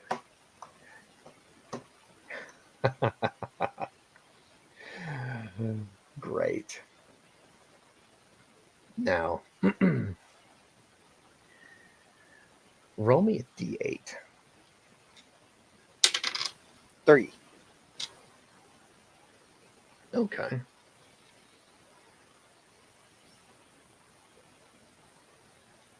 Oh, very fitting. The curse that Gilfek is inflicted with at this time is miserableness. You are filled with a feeling of there is just no hope left. There's none. There's nothing to fight for. There's nothing to be gained here. As you think it over and you take in everything that you have seen, the apparitions, the darkness, the cult, the Atlanteans, all of the horrors, the babushkas dying, the babushkas attempting to weave spells and magics to aid you or even to curse you, you do feel that the darkness does and has indeed won. There is nothing that the gods can do now. As you get this feeling that sets in now that you all piece this together, yes, all hope has lost.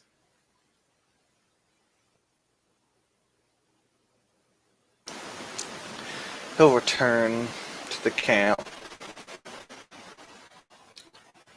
and sit down and he'll look at the bronze tip spear that his wife made him. I failed you. You and Muff. I'm no man. He'll take the tip of the spear and crudely cut his beard off. Blockbeard sees this. He tries to stop him. I don't know how fast he is. He tries to stop him. He's like, Gil, what are you doing? He's like, I'm no man. I do not deserve to wear this. We'll start wrestling with him. Take the fucking thing out of his nose. Stop it. You can. He's not fighting back hardly at all. You just take it from like a little bit of his beard on the ground right now. He cut a little bit of it before you could get to him. Logbeard picks it up and tries to put it back on you. What's going on here? I mean, that's not the Gil I know. He would never cut his beard. What's happened to you? What's wrong? I failed him. There's Yeah, no failed hope no left. one. I mean, we got the journal. I mean, of You course didn't there's see some the hope. things that I saw. They were just dreams, imagination. He spoke to me. I saw him myself. That's just your mind playing tricks on you, Gil. Your conscience trying to do one over on you. It's over, Blog. For As me, long for you, for Shihan, that is just nonsense. for your love. It doesn't matter. As long as we got breath, it ain't over yet, Gil. Sheehan notices this commotion over there as he's trying to cook food, and at first he's about to say something about stop horseplaying. He notices the beard on the ground. He gets a bit of a confused look at his face, and he stands up from the fire, walks over, and says, "What are you about?" Looking down at Gilfrick. Morpheus showed me something. Morpheus. I'm going to do a quick lore test to see how much I know about Morpheus. Not a lot. I got an 11 for that. So, He's the deity that presides over the dream world. Ah. He does, however, have his finger in nightmares, and everyone knows he is a bastard when it comes to playing tricks on people. Okay. He is essentially this world's version of Loki, if Okay. Loki had more of a purview on premonitions, dreams, and omens, that sort of thing. So he says, Lord of False Visions. Fill your head with what is despair? What did he show you? He show you your entire family slaughtered before you. You show them strung up by their ears by these goblins and such. I mean, come on. I've seen you fight, Gilfick. I've seen you go through things that I've seen you walk into a battle with a broken spear, just because it's the one that your love gave you. And you're sitting here on the side of a lake after throwing a perfectly good spear into the lake, and you're telling me about hopelessness? If anyone can do this, then you can. You better listen to him, Gil. It's all just tricks. Just dreams. Don't pay him no mind. I'll look down again at the spear. Now in Blogbeard's hand, taking the spear from him so he can't do any more self-harm to his beard. And Blog would know, for Gilfick, that beard is probably the maybe second most important thing in his life, other than his friends and family. And that to cut that beard, he knows Gilfick would probably rather lose a hand than lose his beard. So he would know how much of an implication this would have. And he'll look at that spear and look at the carving on it again. And he'll reach out towards the spearhead. What will Blogbeard? If I give this back to you, you're not going to go crazy and try to cut off your beard, are you? He doesn't respond and just keeps reaching. I begrudgingly hand it to him. And I pick up the beard that he cut off and I put it in my little pouch. And he'll just rub the spearhead. She had to go back to preparing breakfast. And when he has it done, he'll spoon it out into wooden bowls he has and hands it to his companions. We have a long walk today. What are we supposed to do with that journal? Burn it? Destroy it? I think we need to take it back to the village. Good to the bush and let her decide what she wants to do with it. Maybe things that are important, and maybe things that are needed, or, and I hate to even think of this. Look over my shoulder. Should I get there? So I'd say to over my shoulder to Aramont, actually, to the court. That that mask seemingly steps out of a fir tree. You see the Reaper there. He says nothing. Just stares at you. Stare back at him. The rage barely contained, and I apparently am now very pissed off at a fir tree. Just so you guys know. And stare at it for a moment. And I just snatch up an arrow and just let that fly at this fir tree. It probably goes right through the apparition, I'm thinking. Okay. Make an attack roll, Keith. Fey arrow too. As you are attacking a demon. Let's see. It's going to be a. Let's see. With that, it's going to be 20. 23. 29 total. 29. Oh my god. Okay. I'll describe this for you, and I will have you react in turn. All right. We, the audience, are going to see Shihan attack this demon, this Reaper that has been haunting him for chains now. It's actually a little bit more of a month and a half now. He's been had this psychic leech that has been demanding him to take trophies back to the Reaper King.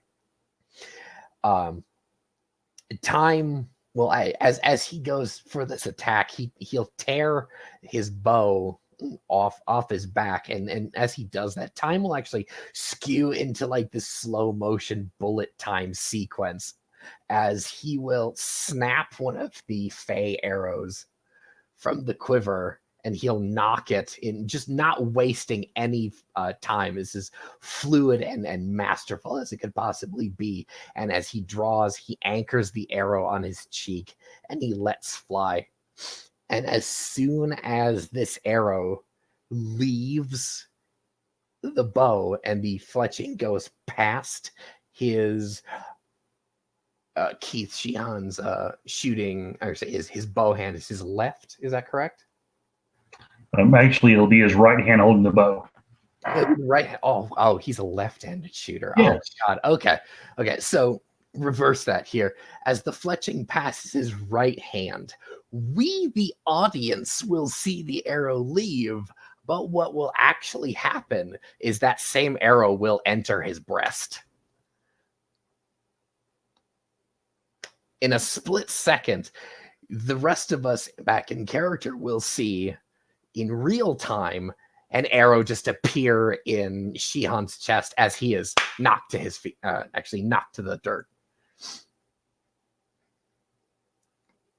Logbear's gonna grab his under attack, like defensive formation around Shihan's Would Gil body. have seen where Shihan was like trying to shoot his arrow at before it shot himself? No, actually, you were quite literally preoccupied with the darkness. Keith, I'm going to need you to roll damage on yourself. 13. Oh my god. Oh shit. Okay. That means he's at 3 as of right now. Oh my god. Because he would not have been wearing his armor at this point. So, Okay. Oh god. Yeah, no damage suppressed at all. So yeah, so he basically, this thing appears in his chest. He hits the ground and he starts coughing blood. So I'm gonna say that is your left lung that has been perforated. okay.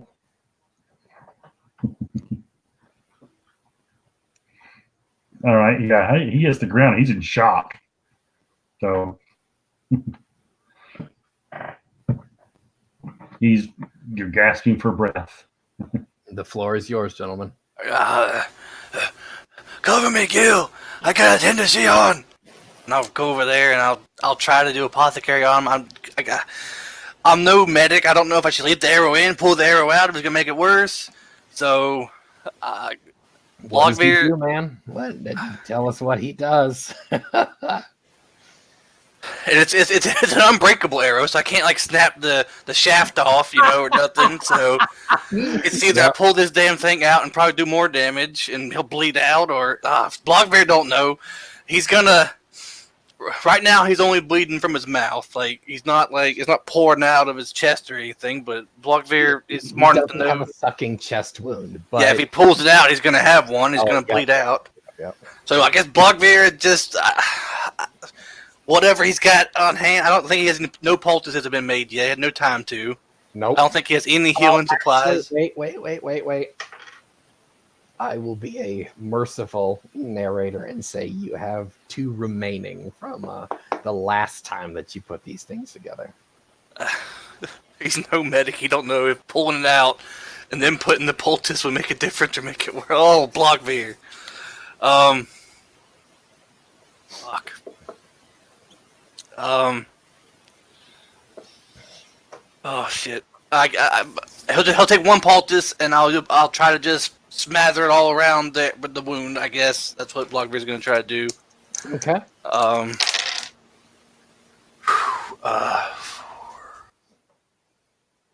That is a 9, I believe. So yeah, he just smears it on there.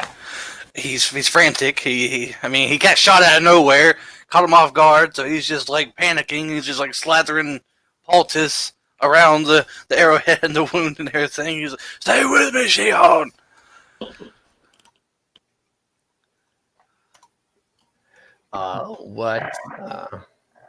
What did you roll for apothecary? It's a 9. Yeah, no, that's not able to do it here.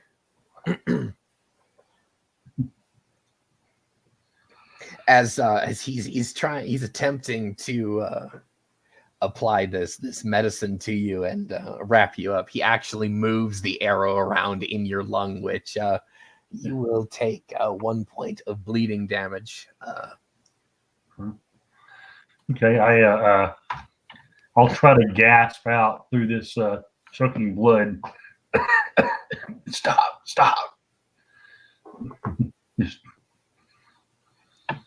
Just pull it through. Oh my god. It's probably already through my chest. I'm willing to bet and pricing up and back.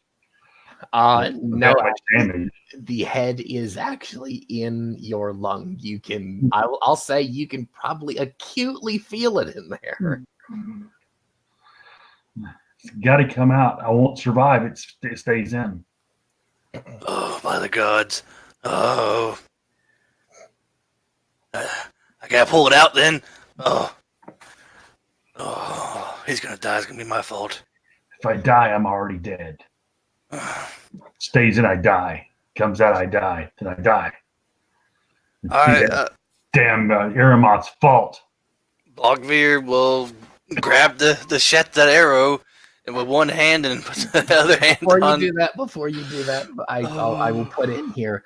At this moment in time is when Aramoth will actually reveal himself to the rest of the party. So you guys will absolutely see this horrible visage of a Reaper Scarecrow demon standing just maybe like 6 feet away. Demon Gil! I'll grab his mate, his club, and get ready to attack. Back, demon! You won't have him! He just stands there, motionless.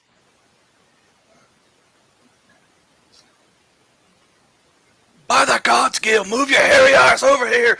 I need your help! Gilpec will just stand there staring at this thing.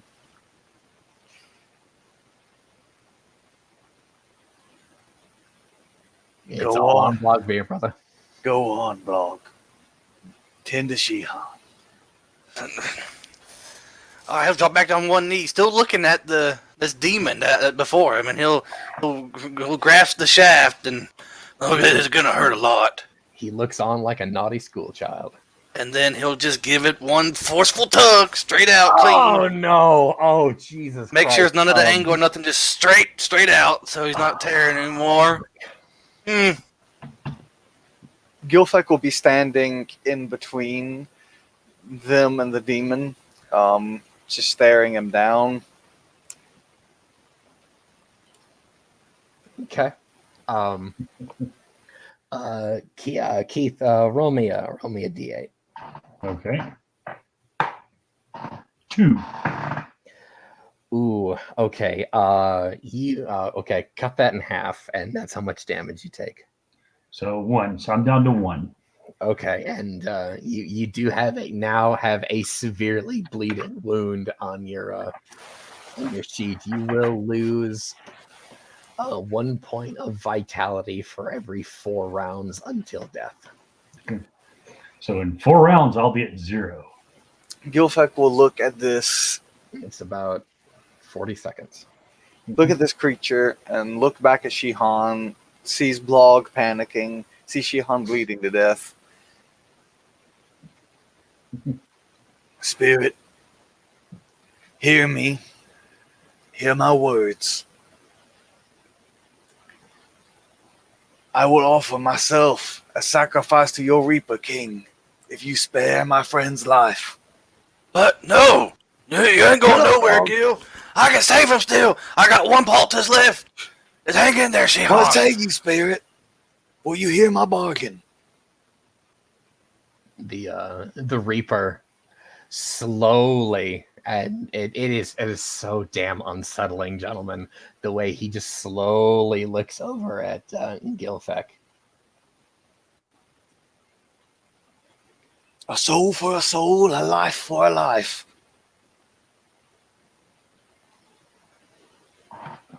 What of your boy?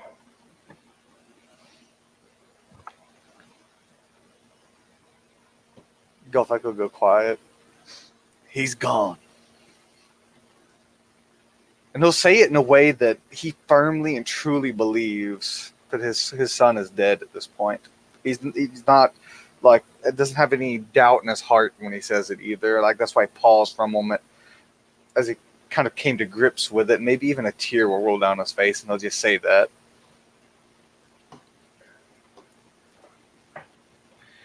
As I accept your offer. No. I can save Save Shihan. Blogveer, they're very wetly, and as he's gasping for breath, he says, lean down. Don't worry, Shihan. I got you, buddy. I can't speak loudly, but I need you to look at that thing and say one word. Just one. I'll do it. Tell him I said war. Shihan says war, demon. War.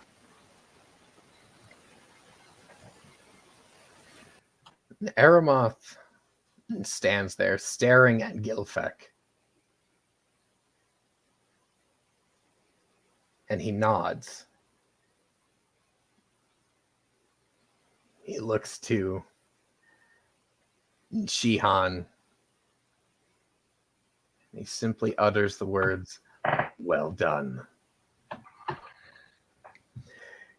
He will, with an unnatural kind of alacrity to him, he will walk over to Gilfek, and kind of like with his bony claws, he'll kind of rake his, like the tips of his claws over Gilfek's cheek there.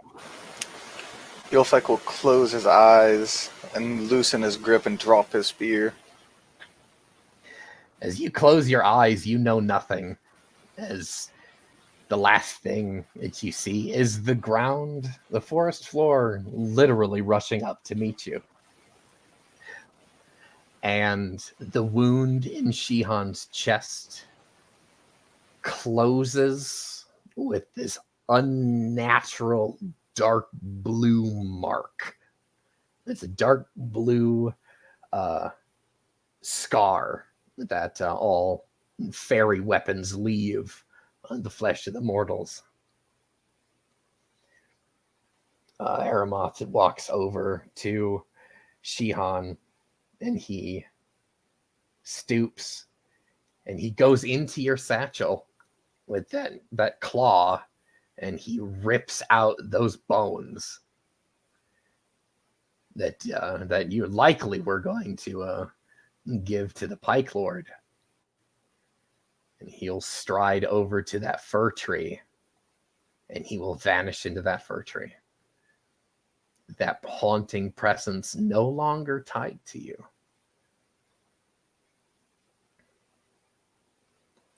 Gil, can you hear me?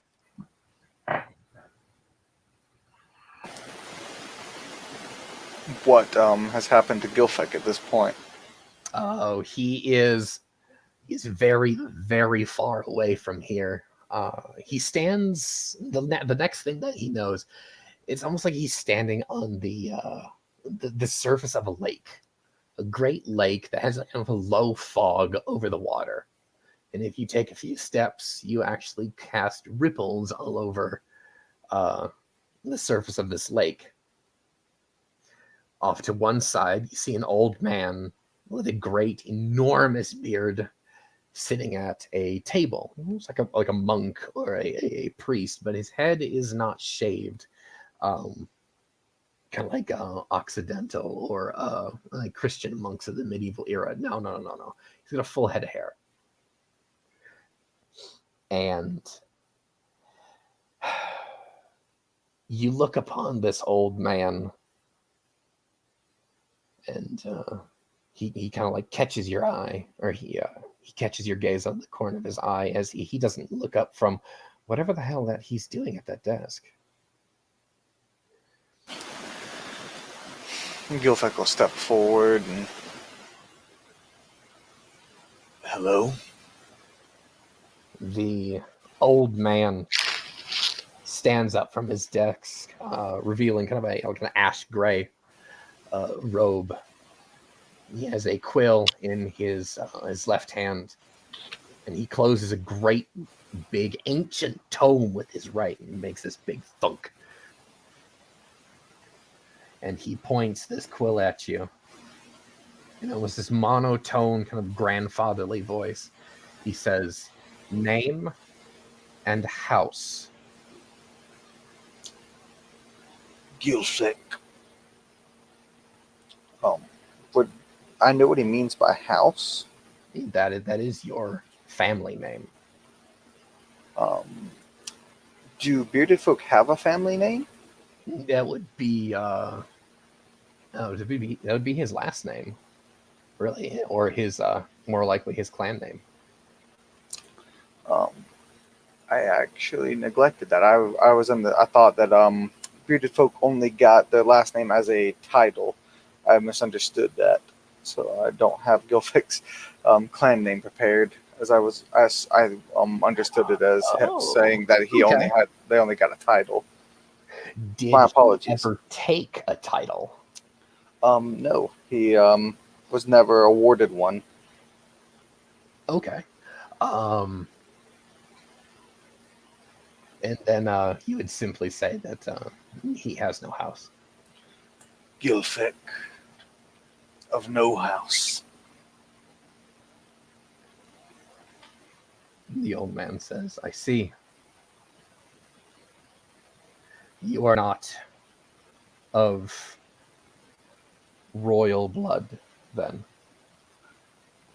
No. "I see.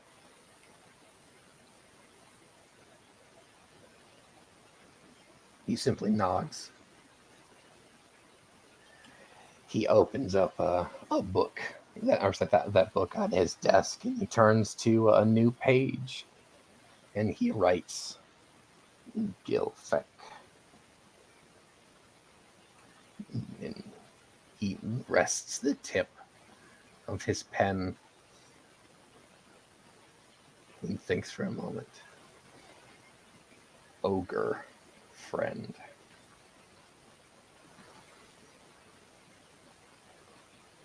He stands, he closes that book, and he points with his chin to a great doorway. He simply says, through there. If it looks around a bit, Where am I? You'll find out through there. he doesn't say or do any further gestures or say anything else. And just marches through the door. As you pass through that doorway, you find yourself on a hillside. There is a great, like an infinite wheat field. It just kind of sways in the breeze.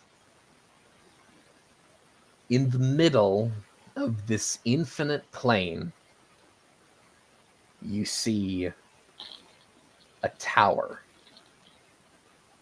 And just to the left of the tower, a village on the edge of a black and white washed forest.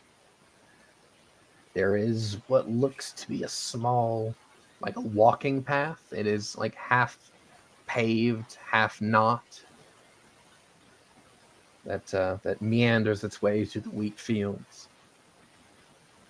As you take a few steps forward, and as you absent-mindedly run your palm over the wheat field, you feel each grain of wheat on each stalk, and you feel all of those lives that will eventually become. As he is greeted by the pleasant sight of his wife and his child in the silver fields of the afterlife. Gilfek will smile, and tears of joy will run down his face. So, there is hope after all. As he will then make his way towards them, walking at first, and then bursting into a full sprint and grab them both into his arms and hold them both.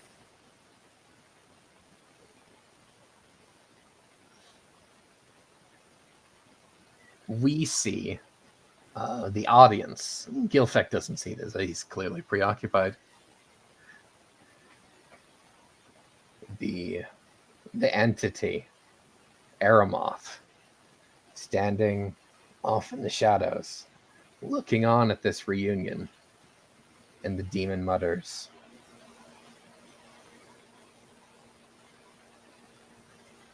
"We always make right our promises. A life for a life." As the curtains close on that scene, we are back in the mortal realm as Shihan shakily hauls himself to his feet with sharp pain in the left of his breast, where that dark blue scar is. He sticks his finger through that hole that the arrow had made. The floor is yours, gentlemen.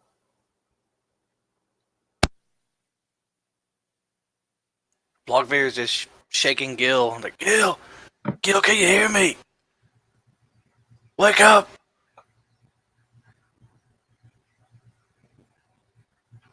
She will course, check his chest, and then it dawns on him that he's not coughing blood. He's probably still very weak, though. He looks up and he sees Blogveer leaning over the oddly still body of his British friend laying there. He, through all the pain before, he didn't quite understand what was being said. He just knew he had to say that one word. And he looks down and he realizes that that one word didn't do what he hoped it would do. It caused worse. Of course, that one word always causes worse. He gets up, gathers his single shaft of the arrow, still covered in his own blood, walks over, tear running down his face, kneels down next to Blogveer and places the arrow across Gilfric's chest. And he says, "My friend, I think he's gone." No. He's just exhausted. Come on, Gil, wake up. It's over. Everything's gonna be all right. And Blogveer's just like, he's cradling him, like his head in his lap, and he's like shaking him, rocking him. He's trying to get him to wake up. Tears just running down his face, falling on Gilfek. She's going to place one hand on Blogveer's great shoulder, and he just leans over and says, "I'm sorry." No, that just can't be. He was right there. He was fine, and I failed him. I couldn't. What? No, Gil. Oh, Gil. No, this can't be. Not like this, Gil. We had so much we had to do. I failed you, friend. I promised that I'd find your son, and I'm gonna keep that promise, Gil. He's out there somewhere. I know it. Hey, there's still hope, Gil. There's still hope. Don't worry, Gil. Just like he just keeps weeping over his friend's body. Sheehan will back up and give him room, and then go over and start going through his pouches for different things. Of course, now the trophies he was collecting is gone, and he feels that spike of rage at what he sees as a theft. And in truth, under Fey law, might actually have been a theft, seeing that those were meant for another. He goes to the fir tree and takes out his knife and starts scraping some bark from it. Get himself a good long piece and goes over and sits down and starts putting together a very basic bit of ink. There's all kinds of different. Actually, are there any oak trees nearby? Oh yeah. There will be plenty of that. It's a mix of oak, birch, fir, and maybe a couple chestnut trees. Okay. He'll go fetch some acorns and bust them open and actually start grinding them down with a couple of rocks to create a paste. There's actually a way to create some ink from that, and that's what he'll be doing. He's actually writing something out, or is going to write something out. It's a tradition I'd like to introduce where if one falls in service of a Fae, then they have a promise to keep, because Gilfek gave his life for Sheehan. Sheehan now owes Gilfek a debt he cannot repay, because the person that he owes it to is dead. So, knowing that he was looking for his child, he is going to take up basically Gilfek's quest to find his child, if it's possible, and if not, avenge him. So, and that will be written out on a bit of this fir bark and placed with Gilfek's body wherever he's disposed of, be it burned or be it buried. What is the custom for bearded folk burials. Gilfek worshipped which deity again? I think it was the tree guy. I believe it was Azeros. Oh yeah. Oh okay. So you didn't you didn't forsake Azeros. Okay. Azeros, his burial customs are funeral pyre. Blogveer will reluctantly, gently lay his friend on the ground, and he will go about harvesting these trees, whether he has to ram them down himself or if he has to knock them down with his club. He's going to get some timber. He's going to get enough wood and kindling to make a right proper funeral pyre the best that he can. And he will take out his rage and his sadness on these trees until they yield what he wants from them.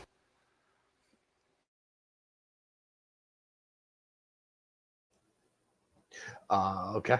How long do you guys go about preparing a funeral pyre for Gilfek here? Blogger will take as long as it takes. Yeah, probably the rest of the day. I have a feeling that this funeral pyre will be lit just about sundown.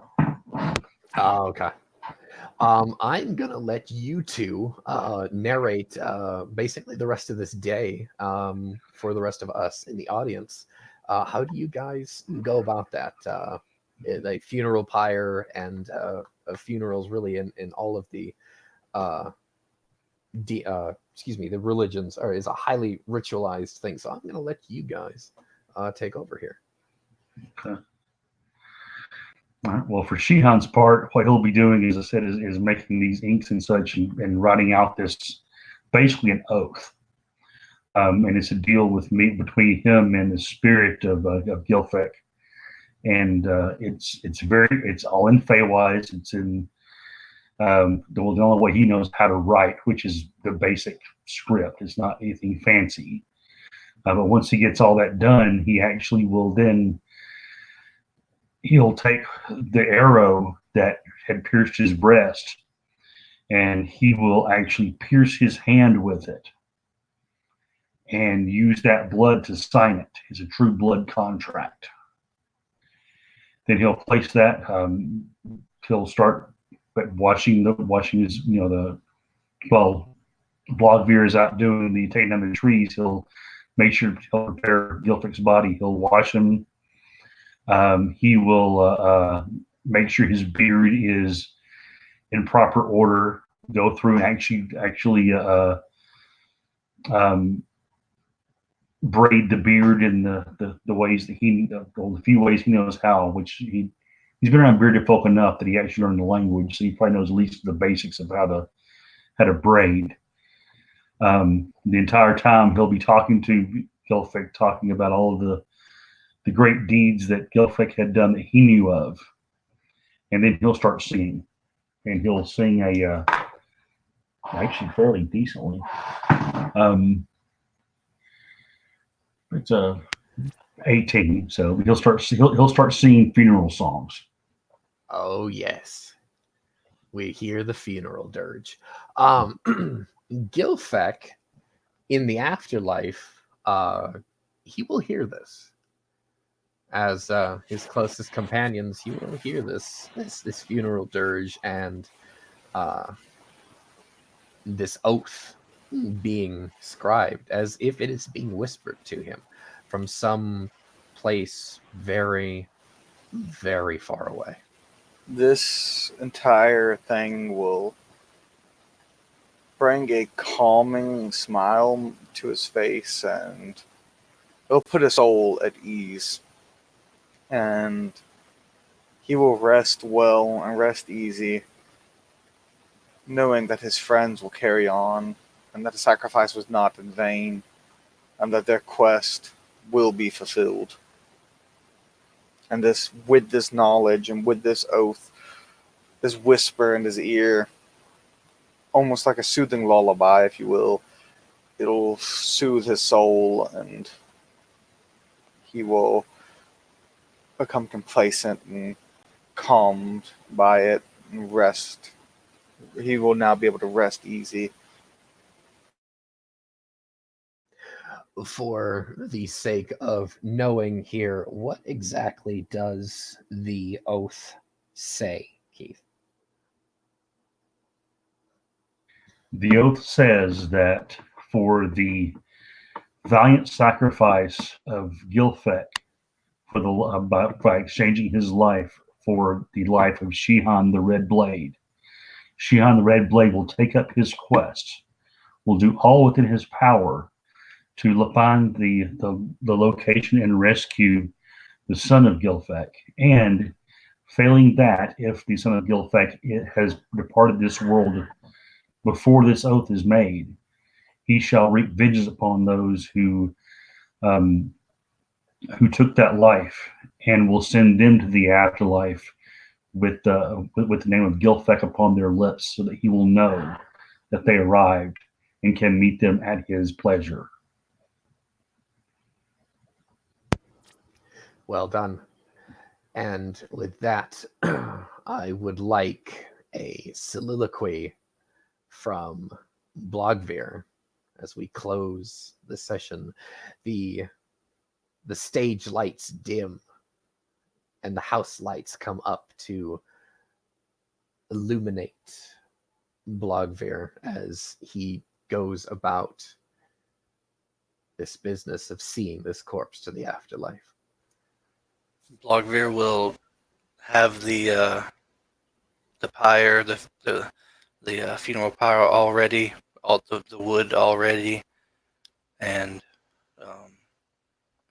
after Shihane washes and braids Gilfek and tends to him, Blogveer will carry him over and pick him up gently and place him on this pyre, and he will put his beloved spear on his chest and cross his arms over it, and Blogveer will take off his pouch of dirt and he'll open it and pull out the piece of beard that Gilfek cut off, and Blogveer will pour the dirt of his homeland over his fallen friend and just gently pat him on the chest and place the tuft of beard back into his pouch and place it back upon his neck, and he will lean over and kiss his friend's forehead and says, "You are the best friend an ogre could ask for, Gil.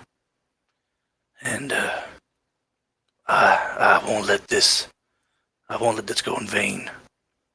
If we can't find your boy, then we'll kill all those who had anything to do with his demise. I hope that you find peace in the afterlife, my friend. I hope you're there with your wife and you can just tell her all about how you missed her and everything, and hope you find peace." And then he will step back and try to stifle his tears that they're just streaming out of his face as he would light a torch, and he would, with one last, just inhale, he would shove the torch into the kindling and watch the funeral pyre just catch, and he would stand back and solemnly watch as his best friend, the only friend he had in this entire world, where all the other ogres shunned him for being non-conventional and not being a farmer, being a warrior. Gilfek was always there for him, brother in arms, fought beside him, went on a quest with him. That was his friend. That's his brother. And he just sits there and he watches as his earthly remains will join his spirit in the afterlife, and he will just grieve and weep for the loss of a great man and a great warrior and a great father and husband.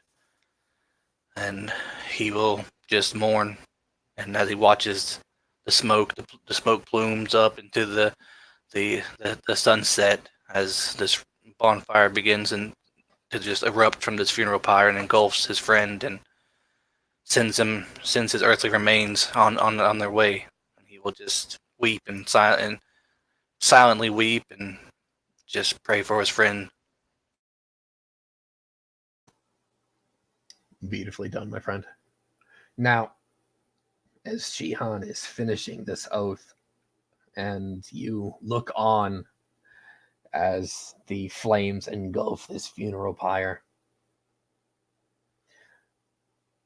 on the hill above you, to your right, you follow the slope of the hill. Your gaze is torn away by a very powerful presence. You look to the crest of this hill and you see an enormous stag. Its shoulder is easily 16 feet tall. And you're looking at like the prehistoric Irish deer looking down at you with glowing emerald eyes. This thing, it is terrifying and also beautiful. As you gaze into those emerald eyes, this stag, this immense, godlike thing,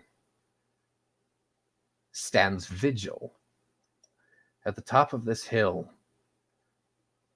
watching this fire. Shihan takes a few moments looking at the spectacle as the house lights illuminate him. Let us hear the thoughts of his heart and his mind. Shihan had earlier that day, of course, uttered with other surprise, found himself at the edge of death, at the doorway, knowing that he was not going to see another dawn. And then here now, he looks upon his friend's pyre and this honor that his friend is receiving by the stag, by the god that it represents, watching over him. He knows that part of the reason this god has come is to be witness. So Shihan stands and walks to the funeral pyre, has this crudely written oath, looks down, and with this splendor before him, he thinks to himself, this is such a pitiful attempt at this. But he's never been truly a one that's done the finer things in his life. He's always been a man of the forest, a man of the hunt. And he looks up, nods at the stag, speaks the words into the air. They're written upon the wood that he has in his hands, and then he takes that and casts it into the fire so that it may be carried to the afterlife as well. And he hits his knees and he begins keening, a very high-pitched noise that many other races, when they hear it, it can cause fear, can cause terror, but for his people, it's just a sign of loss. It's also a sign of something that has been lost and a purpose that has now taken something else, a vengeful spirit, if you wish, something to bedevil those who have wronged this being. And he lets all of his grief out, knowing that tomorrow that grief cannot get in the way. And neither can nicety, neither can nobility, neither can anything that will stop this Don Fairfolk from wreaking the vengeance upon those who have brought this man so low.